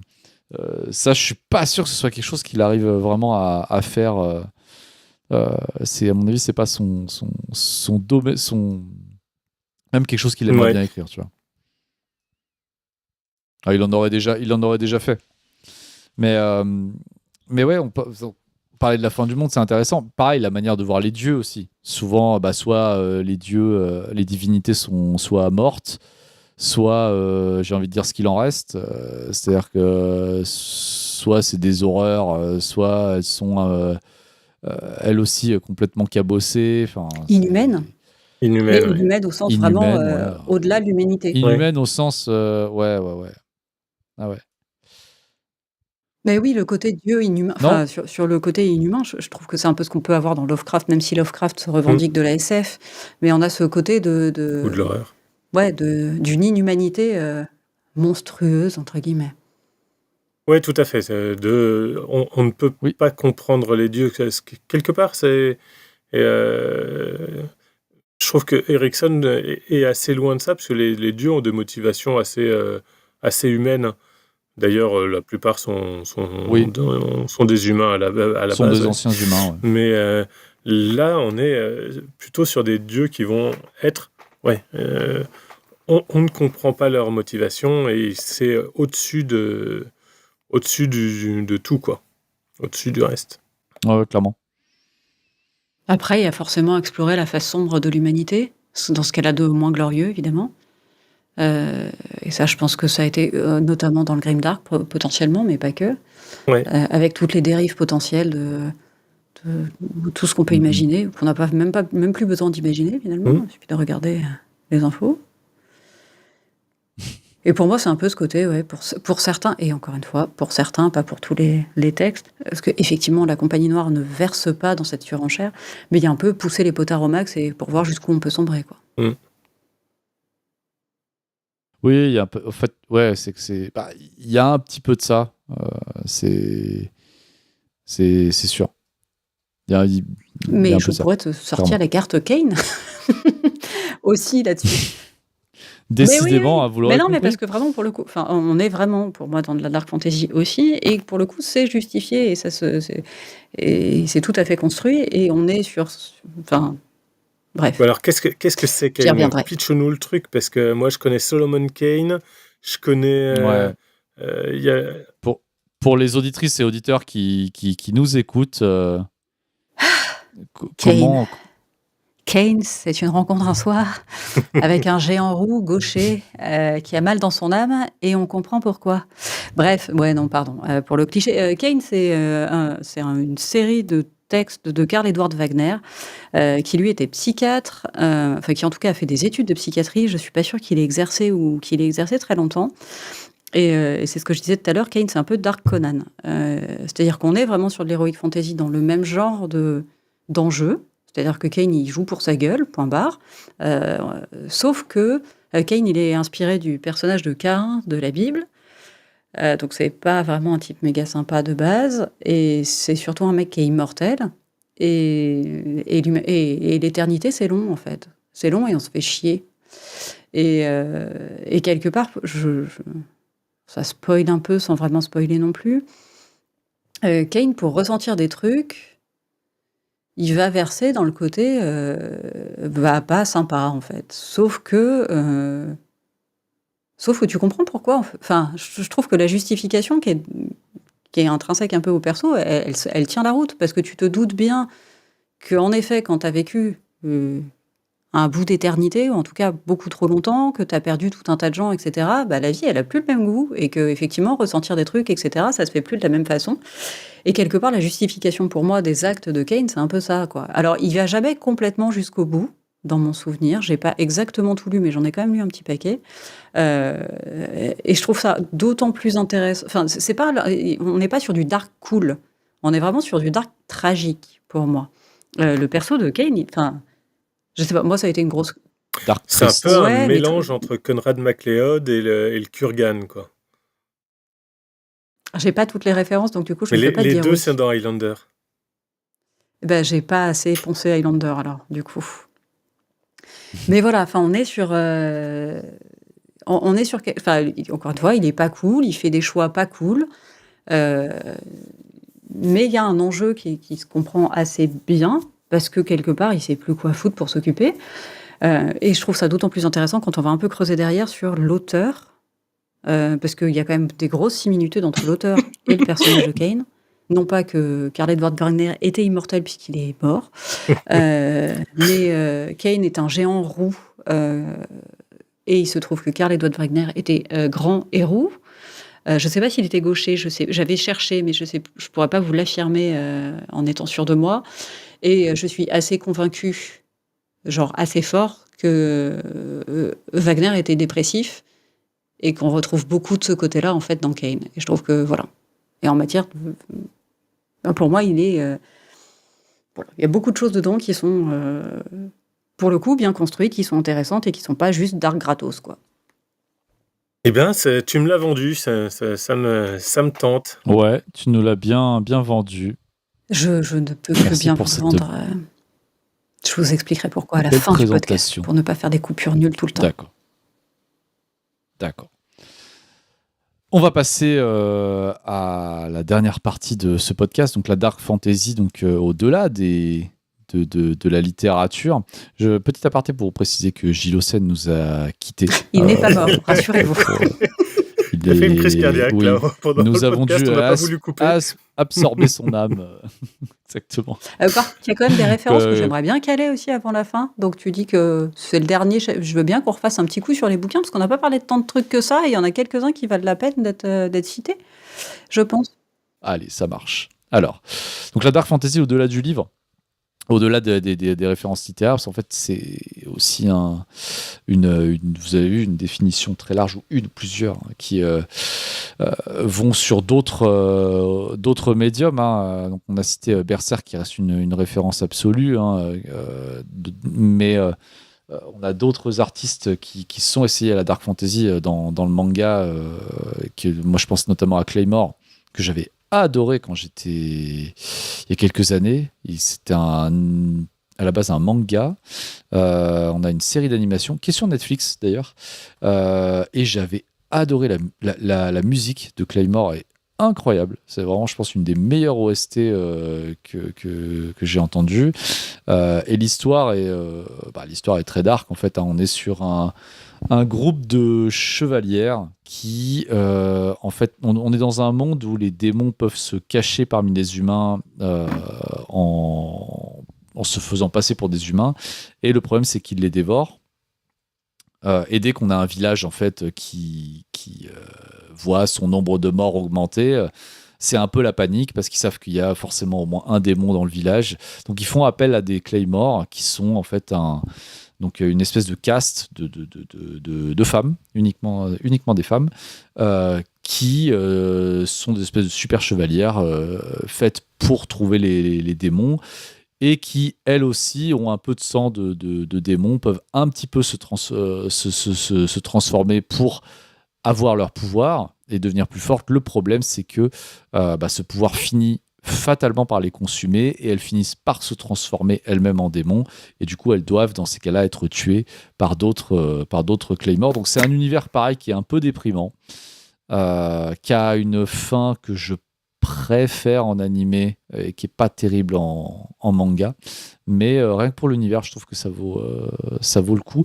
Sinon, il y avait Made in Abyss. Je pense que pas beaucoup de gens ont dû voir cette série, et pour moi c'est vraiment de la dark fantasy, mais c'est pas du tout épique. D'ailleurs, si vous allez voir à quoi ça ressemble graphiquement, vous allez vous demander pourquoi est-ce que ce serait vraiment dark fantasy.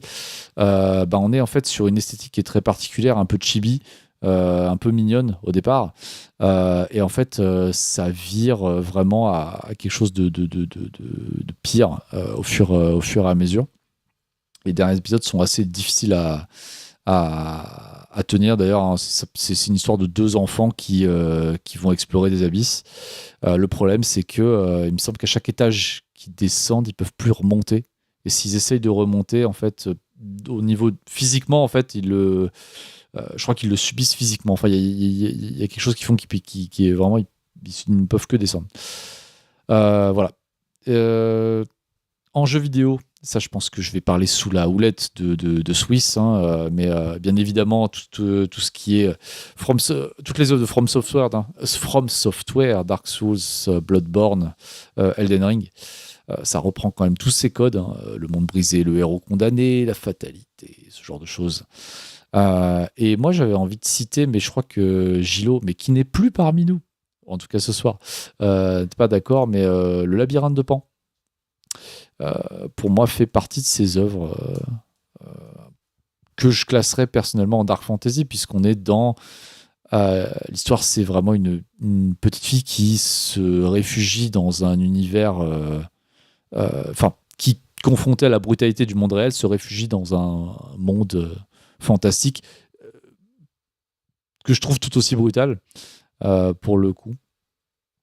Voilà. Après, j'avais envie de citer aussi The Green Knight, le Chevalier Vert, qui est sorti il y a 2 ou 3 ans, qui a une atmosphère un peu de déliquescence, de mort annoncée, et aussi d'ennui, parce que, bon, il faut dire quand même, le film est très long. Voilà. Voilà, c'était ce que je voulais citer. Et en bande dessinée, on va également avoir Monstress de Marjorie Liu et de Sana Takeda, dans un tout autre genre, un univers un peu plus baroque et baroque oppressant. Sinon, on a bien évidemment toutes les œuvres de Ledroit en BD, hein, que ce soit Les Chroniques de la Lune Noire et Requiem Chevalier Vampire. Pardon. Ouais, je sais. Il fallait le citer. Il faut le citer. Je sais. Je suis pas fan. Je ne suis pas fan. Alors, j'ai jamais lu. J'ai juste lu le premier tome de l'adaptation en roman. Pitié, quoi. De l'adaptation en roman, je savais même pas que c'était arrivé, ça. Je savais même pas qu'il y avait une adaptation en roman. Tu vois, tu nous l'apprends. Eh ben, oubliez cette information. Voilà. Je pense avoir lu. Il y en a eu 2 tomes et ils se sont arrêtés. Faut pas avoir dépassé le premier tome en BD. Non mais revenons du coup sur le tout ça, c'était un panorama un petit peu. En fait, c'était ton panorama. Maintenant, c'est le nôtre. C'était mon panorama. Maintenant, je vous laisse effectivement revenir sur les œuvres de dark fantasy ou apparentées dont vous voudriez évoquer. Alors, moi, il y en a un que j'aime beaucoup en BD qui s'appelle... C'est un titre original. Et là j'ai un blanc. La couverture est rouge. Je dois l'avoir en plus juste à côté de moi, mais je le vois pas. C'est terrible. Putain, comment ça s'appelle ? Bon ben, parlez, je vais chercher l'info voilà. Et je reviens. Pas de souci. Moi, je voulais citer Les Instrumentalités de la nuit de Glenn Cook. Très bien. C'est un registre complètement différent de La Compagnie Noire. Mais toujours dark. Il y a Gilou qui demande de citer pour lui autrefois Les Ténèbres de R.S. Baker. De Robert Scott Baker, ouais. Citez-le pour moi, s'il vous plaît, en majuscule. Effectivement. Alors pour le coup, je pense pas qu'on soit nombreux à l'avoir lu.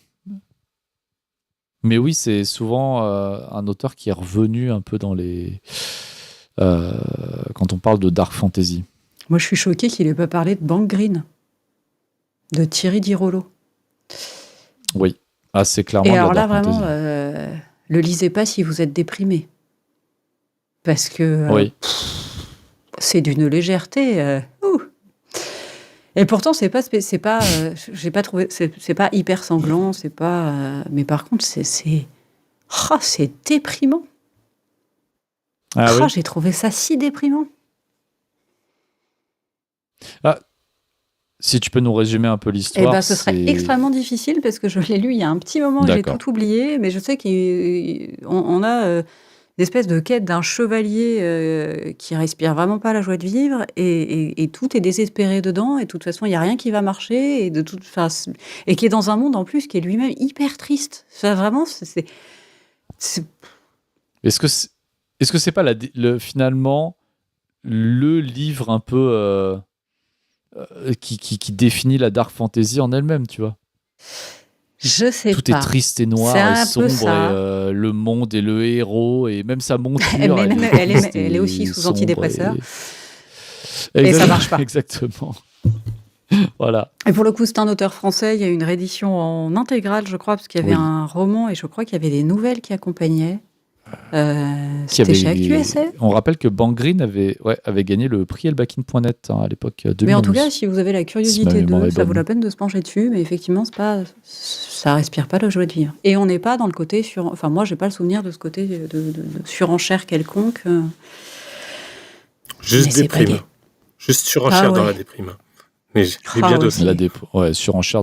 Ok. Mais c'est assez moi, court en j'avais... plus. Oui, pardon, Swiss.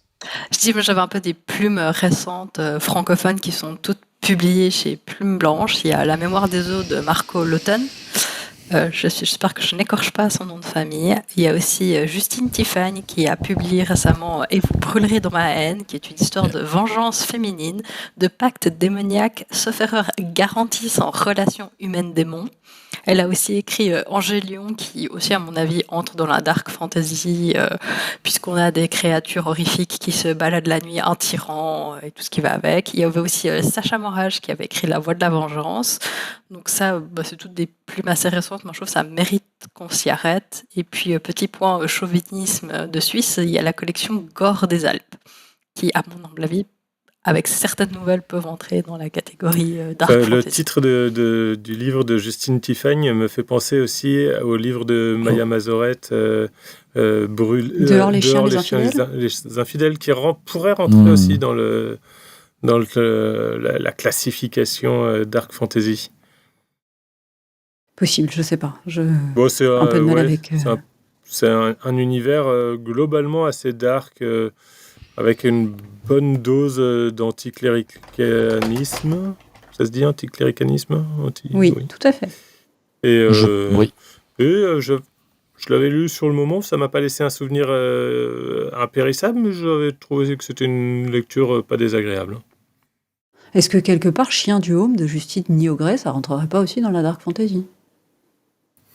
Bah, Moi, je l'ai pas lu. Je crois que j'avais commencé et que ça c'est m'avait. une bonne question. Vraiment, c'est pas pour moi. peut-être. C'est tous ces livres qui finalement sont assez.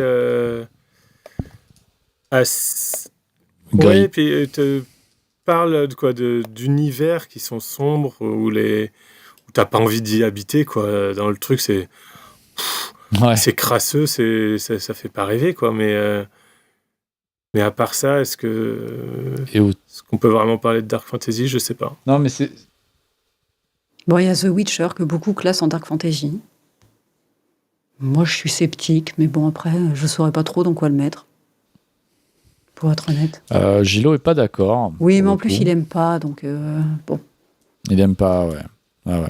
Bah, quand moi je vois la série, j'ai pas envie de la classer en dark fantasy du tout. Pour moi, c'est de la fantasy. C'est peut-être que ça pousse un peu vers le côté dark, mais pas Mais tant bon, que c'est ça. pas l'impression que j'avais. Franchement, Après, ça colle. Enfin, il y a des trucs qui collent aussi. On est sur des manifestations de la fantasy qui sont plutôt monstrueuses et c'est à peu près tout. Lui, c'est un mutant qu'il a pas trop choisi. Ouais. Ce qui pour moi est monstrueux, c'est le fait d'avoir remplacé Henry Cavill Mais il ressemble à par rien.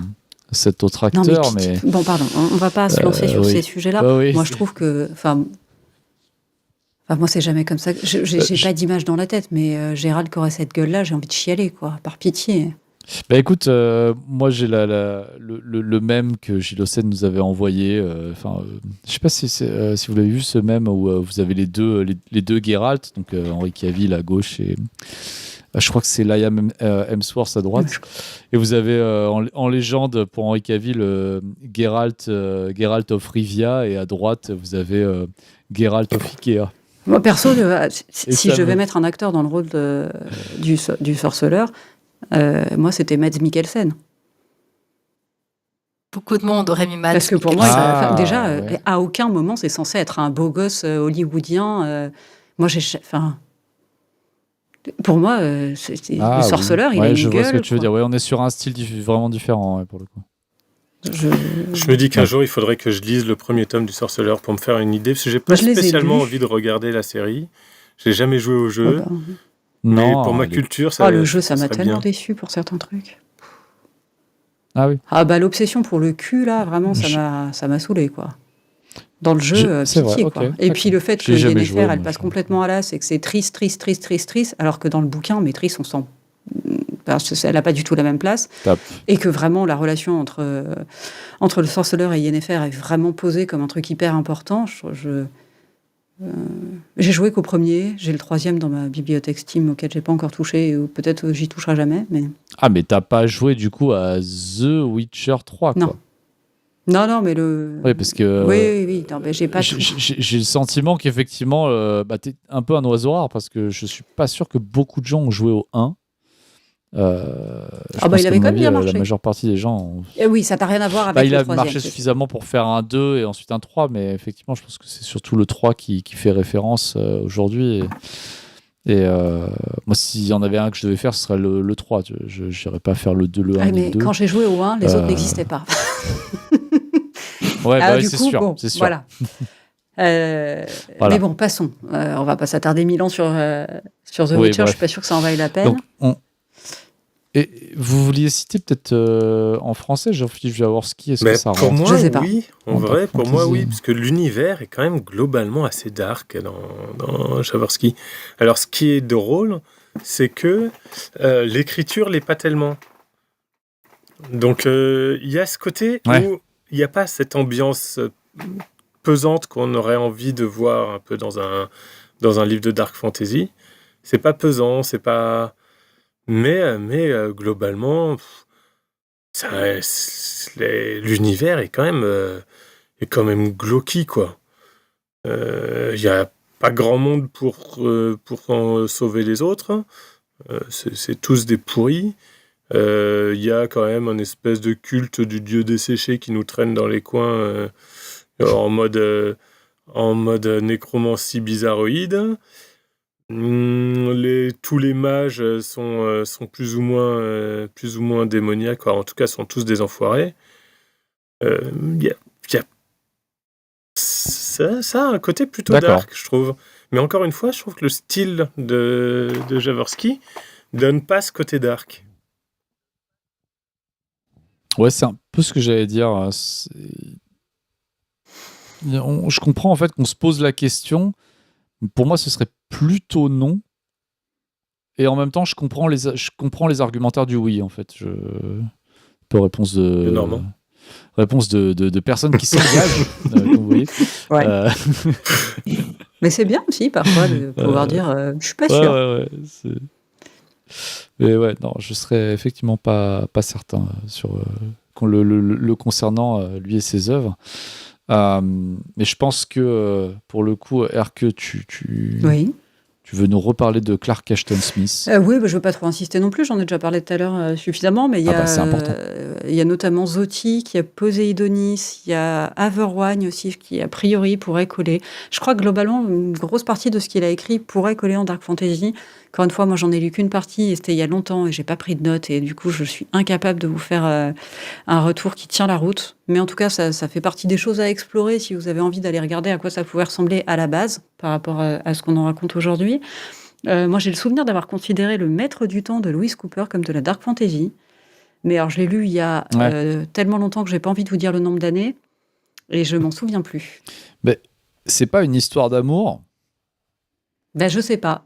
dans Vraiment, un littéralement, je dans sais un plus. monde dominé par le... Parce que, attends, j'ai le résumé sous les yeux. Hein. Dans un monde dominé par le conflit entre l'ordre et le chaos, se dessine une histoire d'amour impossible sur fond de magie blanche et noire. Ok, c'est de la romantaisie. Super, merci. Écoute, pour moi, c'est... Merci. À l'époque, Je on n'en pense parlait que- pas ouais. comme ça. Non, mais voilà. Cela dit, c'était Voilà. bien noté sur Albekin. C'est de la Et, dark romantasy. Et ben voilà, on l'a. Non, ça Ça par a contre, non. l'air Ça, je suis à peu d'être- près sûr que ça tournait pas à ça. Mais voilà, pour moi, il y avait à vérifier mes souvenirs. Bah, c'est la survie du monde face aux dieux anciens. Tarod, pour Tarod, c'est l'heure du choix. Ouais, je crois qu'il est pas très du côté. Il ressent une attirance pour les forces Ouais, c'est ça. obscures. En tout cas, on n'est pas sur un héros tout blanc, tout mignon, tout choupi, et on n'est pas dans la surenchère absolue. Mais après, il y a... Attends, parce que... Une menace très séduisante qui fait vaciller ses convictions, point de suspension, mais pas autant que la belle Silane, une jeune roturière rencontrée par hasard qui fait Non, mais basculer ça son suffit. destin. Arrête, tu me fais mal. Voilà, désolé. Bon, sinon, il y a La Tour sombre Désolé d'avoir... de Stephen King. Ah bah ça, pour le coup, ouais, moi, c'était considéré. À l'époque où j'ai fait à l'époque lointaine où j'ai fait des recherches, c'était considéré comme de la dark fantasy. Il y a sombre dans le titre, ça suffit, c'est dark. Franchement, je le classerais pas en dark fantasy, moi, mais c'est inclassable, la Tour Sombre. Je l'ai lu, hein, je suis allé au bout, hein, j'ai lu tous les tomes. Déjà, pour moi, c'est de la déception fantasy parce que je pense que les premiers tomes sont meilleurs enfin, la première partie de ce cycle est meilleure que sa fin. Mais ouais, non, j'aurais vraiment du mal. C'est pour moi, c'est vraiment un ovni, quoi. Et pareil, j'arrive pas à avoir un avis dessus. J'ai lu que le premier tome, pense je que dirais pas que c'est de la dark fantasy, mais sur un tome, c'est peut-être un peu light, d'autant plus qu'à ce qui paraît, le premier tome est particulier et aussi un peu en Ouais, il dehors est très du reste. particulier. Mais bon, après, j'ai envie de te dire que tous les tomes pris séparément, ils peuvent être un peu particuliers, mais en fait, t'as vraiment l'ambiance est vraiment posée à partir du deuxième. Je dirais que tome 2, 3, 4, tu vois l'ambiance vers laquelle il va. Voilà. Le 1 est bizarre parce qu'il l'a écrit dans les années 70. Il a laissé le roman ensuite en sommeil pendant une quinzaine d'années, facile avant de le ressortir. Enfin, ouais, c'est pour ça qu'il y a une espèce de rupture de ton entre le tome 1 et le tome 2 dans La Tour Sombre. Et c'est beaucoup mieux dès les premières pages du tome 2. Hein. C'est beaucoup plus, tu sens que son écriture a évolué, c'est beaucoup plus dynamique. Ça se suit beaucoup mieux, quoi. Tome 1, c'est quand même un peu pénible. Alors, je sais pas si ça active mon micro, mais il y a une chouette hulotte qui est en train de s'enjailler à côté de chez moi. Moi, je suis en full ambiance dark. Oui. Ah ouais, full. On l'entend. C'est full dark fantasy. Mais j'entendais quelque chose, effectivement. Je me suis dit, mais qu'est-ce que c'est ? Ah, puis c'est très caractéristique, le cri de la chouette hulotte, pour le coup. Ouais. J'aimerais bien en avoir. Ah bah moi, j'en ai une qui crèche juste à côté. Énorme. Et là, elle est très très près de chez moi. On a des faux coups. Même avec les fenêtres fermées, les doubles vitrages, on l'entend. Bon. Voilà. C'est la touche dark. Ça n'empêche pas. Ouais. C'est ça. On pourra difficilement faire mieux. Effectivement, on l'entend très bien. On l'entend très très bien. Je sais pas si ce sera vraiment perceptible, mais moi, même avec le casque et vous qui parlez, je l'entends. Donc... Mais moi, je l'entends. Hein. Et je l'entends bien, pour le coup. En matière de jeux vidéo, on n'a pas parlé. On l'avait mis dans la liste. Ouais, pardon, je switch direct, mais tu peux peut-être te lancer dans le manga. Manga animé. Dans le manga, parce que j'avais pas fini de tout citer. Vas-y, lâche-toi. Oui. On n'a pas cité l'Attaque des Titans, mais pour moi, pour le coup, là, ce serait... Ouais, je dirais de la dark fantasy. Un peu large, mais plutôt. Et j'aimerais citer quelque chose que personne ne citera, et je pense que peu de gens iront voir, mais je le cite quand même parce que moi, ça m'a beaucoup marqué. C'est de la dark fantasy, mais si vous allez voir à quoi ça ressemble, ça n'en a pas l'air. C'est Puella Magi Madoka Magica. Le titre est un peu à rallonge et c'est pas une série qui est très connue, mais c'est une dark série de Magical Girl. C'est de la dark Magical Girl qui fait pleurer. Si vous prenez Cardcaptor Sakura ou d'autres séries de Magical Girl à laquelle vous pouvez penser, avec des gamines qui se transforment avec des petites bestioles mignonnes à côté et qui vivent des aventures. Puella Madoka, c'est ça. Sauf que la petite créature, en fait, elle veut littéralement prendre ton âme, mais elle garde ce côté un peu mignon et en même temps inquiétant. Et en fait, on est sur des gamines qui, au départ, sont très...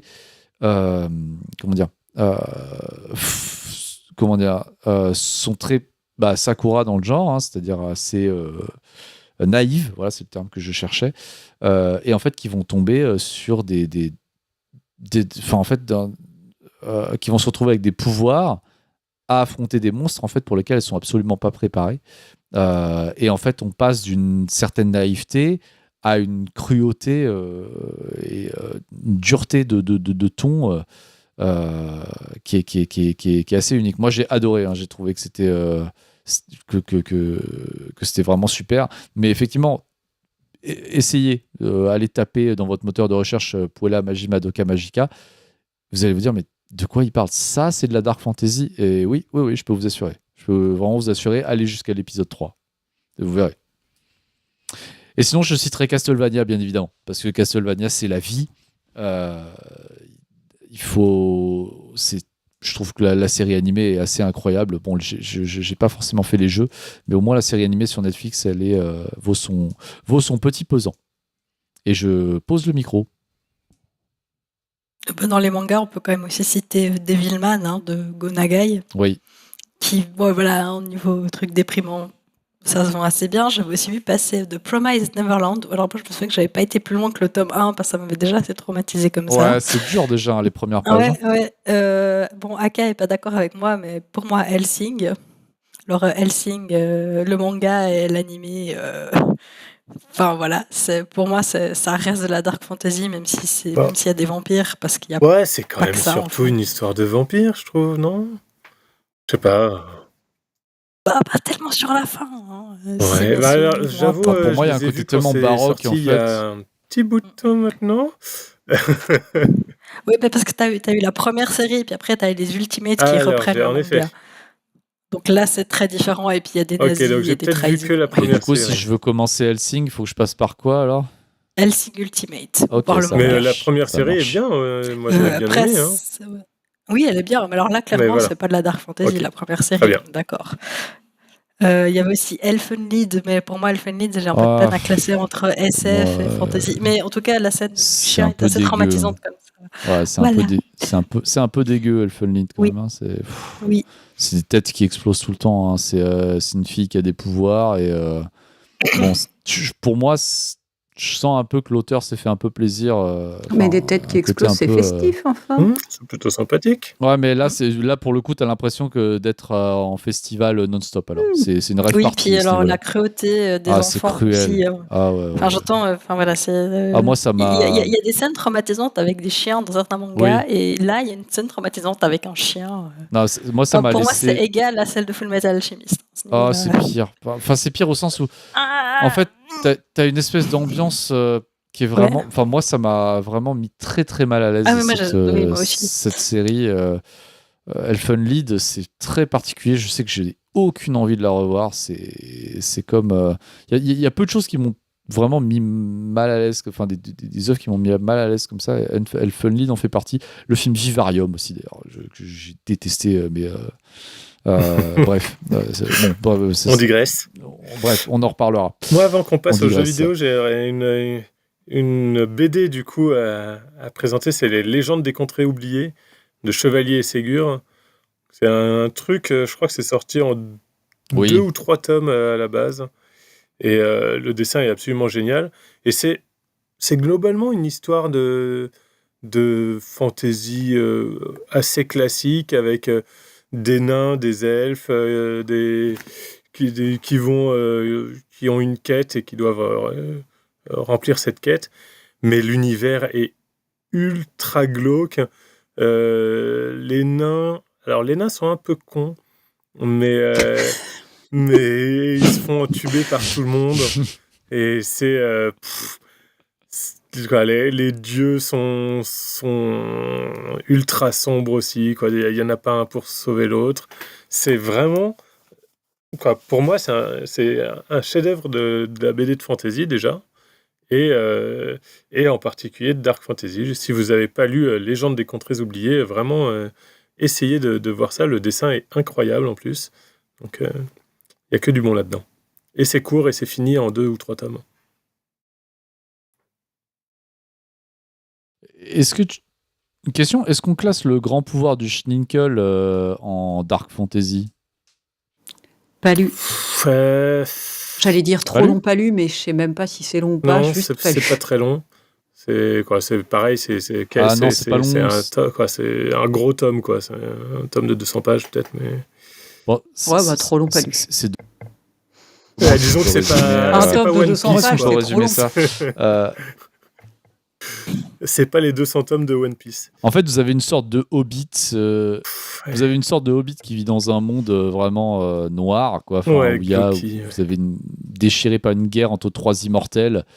Et en fait, lui, c'est un Schninkel, donc c'est un petit être, on va dire. Et un jour, il y a un monolithe noir, comme dans 2001, l'Odyssée de l'espace. Hein, pour le coup, la référence est assumée. Qui lui dit bon, écoute, c'est le bordel. Donc toi, je veux que tu arranges tout ça, et je te confie le grand pouvoir. Et voilà. Et le monolithe s'en va, et du coup, le héros se retrouve et se dit bah ok, j'ai le grand pouvoir. Bon bah qu'est-ce que c'est ? Il tend les bras devant lui, il fait par le grand pouvoir, et il se passe rien. Et du coup, il essaye de comprendre ce que c'est que ce grand pouvoir pour le coup. Et Voilà. ouais, c'est quand même vraiment bien.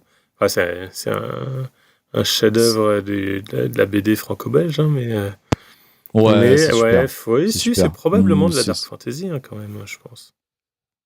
Ouais, pour moi, oui. Pour moi, oui, clairement. Allez, adjugeons. Clairement.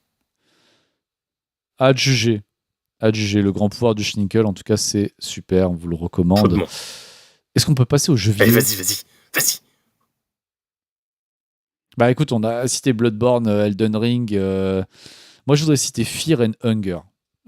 Si vous l'avez pas fait, alors c'est chiant, c'est assez chiant à trouver parce qu'il est même pas dispo sur Steam, Fear and Hunger, mais ça a été créé de toutes pièces par une seule personne qui a fait deux jeux, Fear and Hunger 1 et 2. Et là, on est pour le coup sur une inspiration de Berserk à fond les ballons, puisque vous avez en fait vous avez le choix entre plusieurs héros qui doivent aller dans un donjon pour aller sauver une autre personne. Cette personne qui était le chef, un chef de mercenaires. Et ce fameux chef de mercenaires était destiné à avoir un grand destin. Voilà, donc on est clairement sur une inspiration, là c'est même plus de l'inspiration pour le coup, ça va au-delà de Berserk, mais ça va quand même un peu plus loin, même beaucoup plus loin, parce que ça a son propre univers, c'est vraiment... c'est un jeu qui est dur, c'est un jeu où on meurt souvent, on apprend en mourant, mais l'univers, l'histoire est passionnante. Moi je trouve que c'est typiquement un jeu dont il faut plutôt regarder des let's play à mon avis, ou des résumés de l'histoire, parce que je trouve que l'univers est vraiment super intéressant. Sinon on a Darkest Dungeon qui pour le coup là tout est dans le titre. Ce que j'allais dire, c'est dans le nom, et pour le coup c'est pas un mensonge. Ouais. C'est déprimant, c'est dur, ce jeu. C'est super déprimant. Vous recrutez des héros, vous allez dans les donjons, s'ils meurent, ils meurent. Ils ont tous des... C'est pas des défauts. Phobies, des trucs comme ça. Ouais. C'est Darkest Dungeon, je crois qu'il y a 2 opus. Oui. Ouais. On a 2 opus également. American McGee Alice. Et en gros, vous prenez Alice au Pays des Merveilles et puis vous twistez un peu tout ça, quoi. Vous secouez. Et vous obtenez en fait un univers complètement hyper dark, hyper... je ne l'ai pas fait, j'ai souvent admiré les artworks que je trouvais assez fascinants. Alors, personne n'y a joué ? Bah non. Désolé. Ah là là, bon. Non mais moi le dark c'est pas trop mon truc, j'ai dit. Hein. Donc Darkest Dungeon ouais, mais le reste... D'accord. D'accord, ok.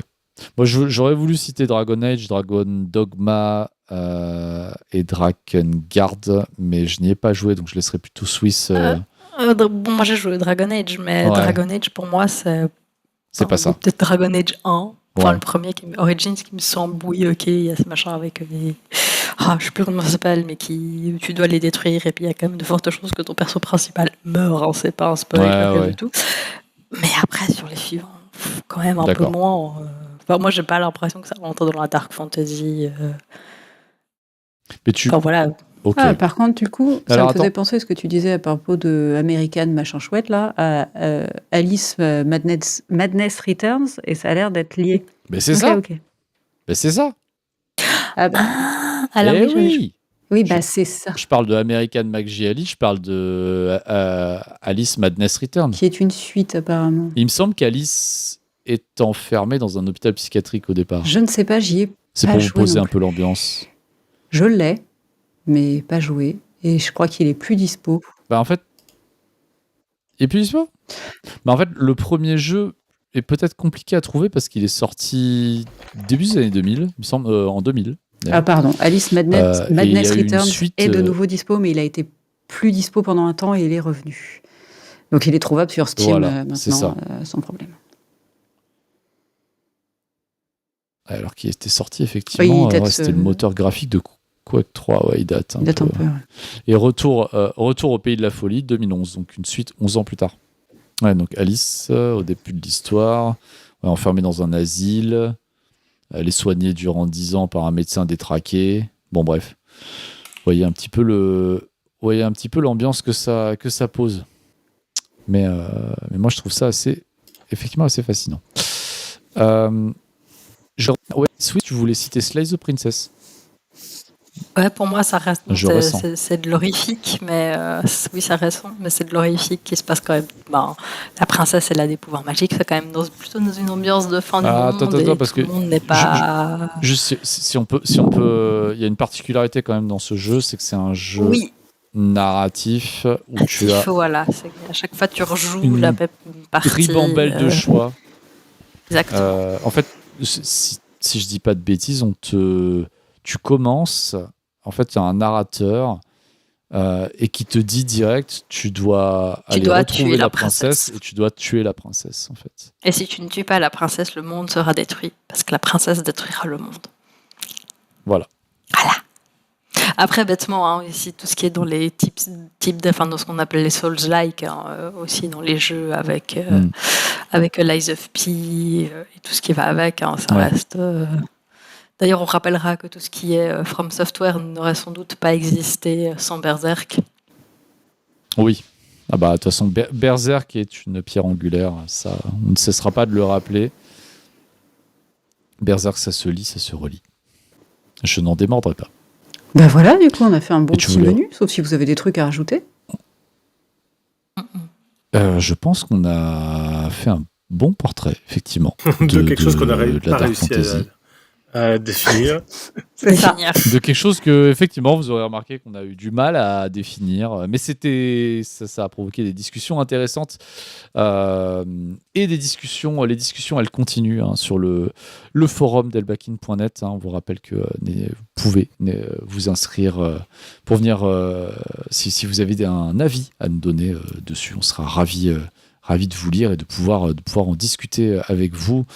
En tout cas, merci à vous, RQE, Swiss, Akalabet et Gilles Ossen, pour cette plongée dans les abîmes de la Dark Fantasy. Merci à vous, chères auditrices, chers auditeurs, de nous avoir suivis jusqu'au bout des ténèbres.